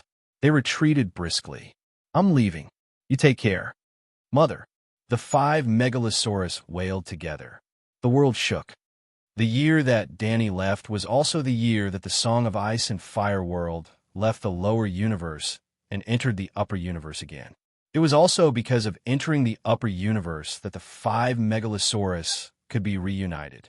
About 2,000 years later, the Holy Mother of Faith found Bran and said, "Do you see it? You mean the shadow of the world?" Bran was uncertain. Ever since he changed Rob's fate and touched the timeline, Danny took away his power to enter the river of time. Now he could vaguely see the reflection of a world under the river, but he could not be sure what it represented. It's not a shadow. It's the seven gods' great world 2,000 years ago, the Holy Mother said. I don't quite understand. The Holy Mother thought for a while and said, "Have you ever tried to use a wooden bucket to draw water from a well? The bucket would be lowered, filled with water, and lifted up again to complete a water draw. If there was a gecko on the wall of the well, it could see the bucket pass by twice in the process, go down, and come up. Now, we are in the gecko's perspective, standing on the river and seeing the other side of the river, another seven gods' great world passing by us." Bran thought for a while, but then frowned and asked, "If the world is the bucket, and the rise and fall of the world is equivalent to the bucket rising and falling in the well, then who is the gecko? Without the observation of the gecko, how can we see the reflection now? Who do you think is qualified to be the gecko?" The Holy Mother of Faith sighed like a human. "I don't understand the purpose of this. Could it be that her future self chose the best path for her past self?" Bran asked. If she had mastered the level 1 first flame, she might have done that, but at a higher level. Do you think she only mastered the level 1 first flame now? She went to the endless cold abyss to pursue the source of the white frost. I'm afraid her level must be beyond our imagination. Bran the White Knight said bitterly. No, you can still imagine. The past can't be changed, the past can be changed, which is more beneficial to her. Of course the past, but Bran was stunned before he could finish his sentence. No, only the losers want to change the past. She is the big winner. The past, never being changed, is the best for her. He muttered, but the past has been changed.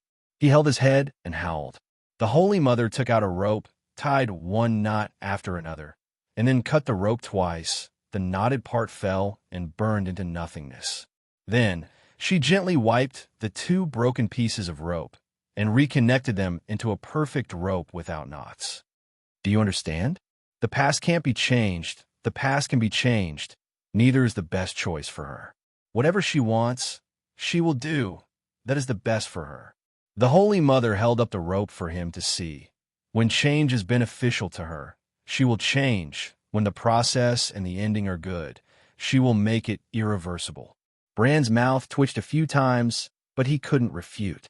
After today, the world will completely lose the history of falling into the bottom of the universe. That time period, like the knot, was cut and destroyed. The breakpoint was 2,000 years ago when we first entered the upper universe. The Holy Mother said. Bran murmured, in other words, the long night, the eve of the Battle of Smoke. See, you save the world at the critical point of falling into the bottom of the universe. That is the true timeline of our world. Yes, in the future, we will enter the top universe and meet the powerful gods of creation. When they observe our world, they will see this timeline. The Song of Ice and Fire, from the next moment, will never appear. But at this point, the believer hesitated for a while, then sighed, I have feelings. I see. I am the God of creation. As the God of creation of the seven gods' great world, how can I not have feelings? She disappeared, completely disappeared from existence and time. She said, she will come back for us. She will never break her sacred oath. Bran said excitedly, of course she will come back. She only cut off the karma with the seven gods' great world. You will still know her as her White Knight. Your history with her will always be there. The believer said sadly. only it completely cut off from her. I don't understand, Bran murmured. Do you know the transmigrator? She is not a native of the seven gods' great world, but a transmigrator from Earth. She replaced Dany Rise at that point in time, and that is how you came into contact with her. And before she transmigrated, the seven gods already existed. Think carefully. Didn't Dany Rise first call herself the child of the seven gods? And until the end of the long night, she was the spokesperson of the seven gods? Bran held his forehead, his mind in a mess. It seems so, but he didn't know how to say it. This is history. This is the truth. Because I am indeed the creator, and I was the one who helped her end the long night. The believer, the Holy Mother, said faintly. Countless years ago, the seven gods appeared and discussed with the old fish Liang Mu and taught humans to believe in themselves. But it wasn't until a few years before the long night that Dany transmigrated. But I remember, could it be that my memory has been altered? Bran said in a low voice. No, your memory has not changed. The Holy Mother opened her palm, and a bright flame rose in front of Bran's eyes. Bran was mesmerized and stared at the orange flame in a daze, as if he could see the entire world inside. Give it to Dany Rise, the Holy Mother said. What? Bran was confused. Give it to Dany Rise 2,000 years ago. Let her survive the Smoke Sea crisis and use this flame to reforge the world. The Holy Mother said. Why me? Bran mumbled. Because 2,000 years ago, you owed Dany Rise your life. So you were the one who received the flame. Because you made a mistake and tried to use my power to change the past, Rob's incident. So I punished you and ordered you to send the flame to the past. This karma sequence. Bran's mind was in a mess. A complete karma is a closed circle. Can you tell the beginning and end of the circle? A circle has no beginning and end. The Holy Mother said faintly.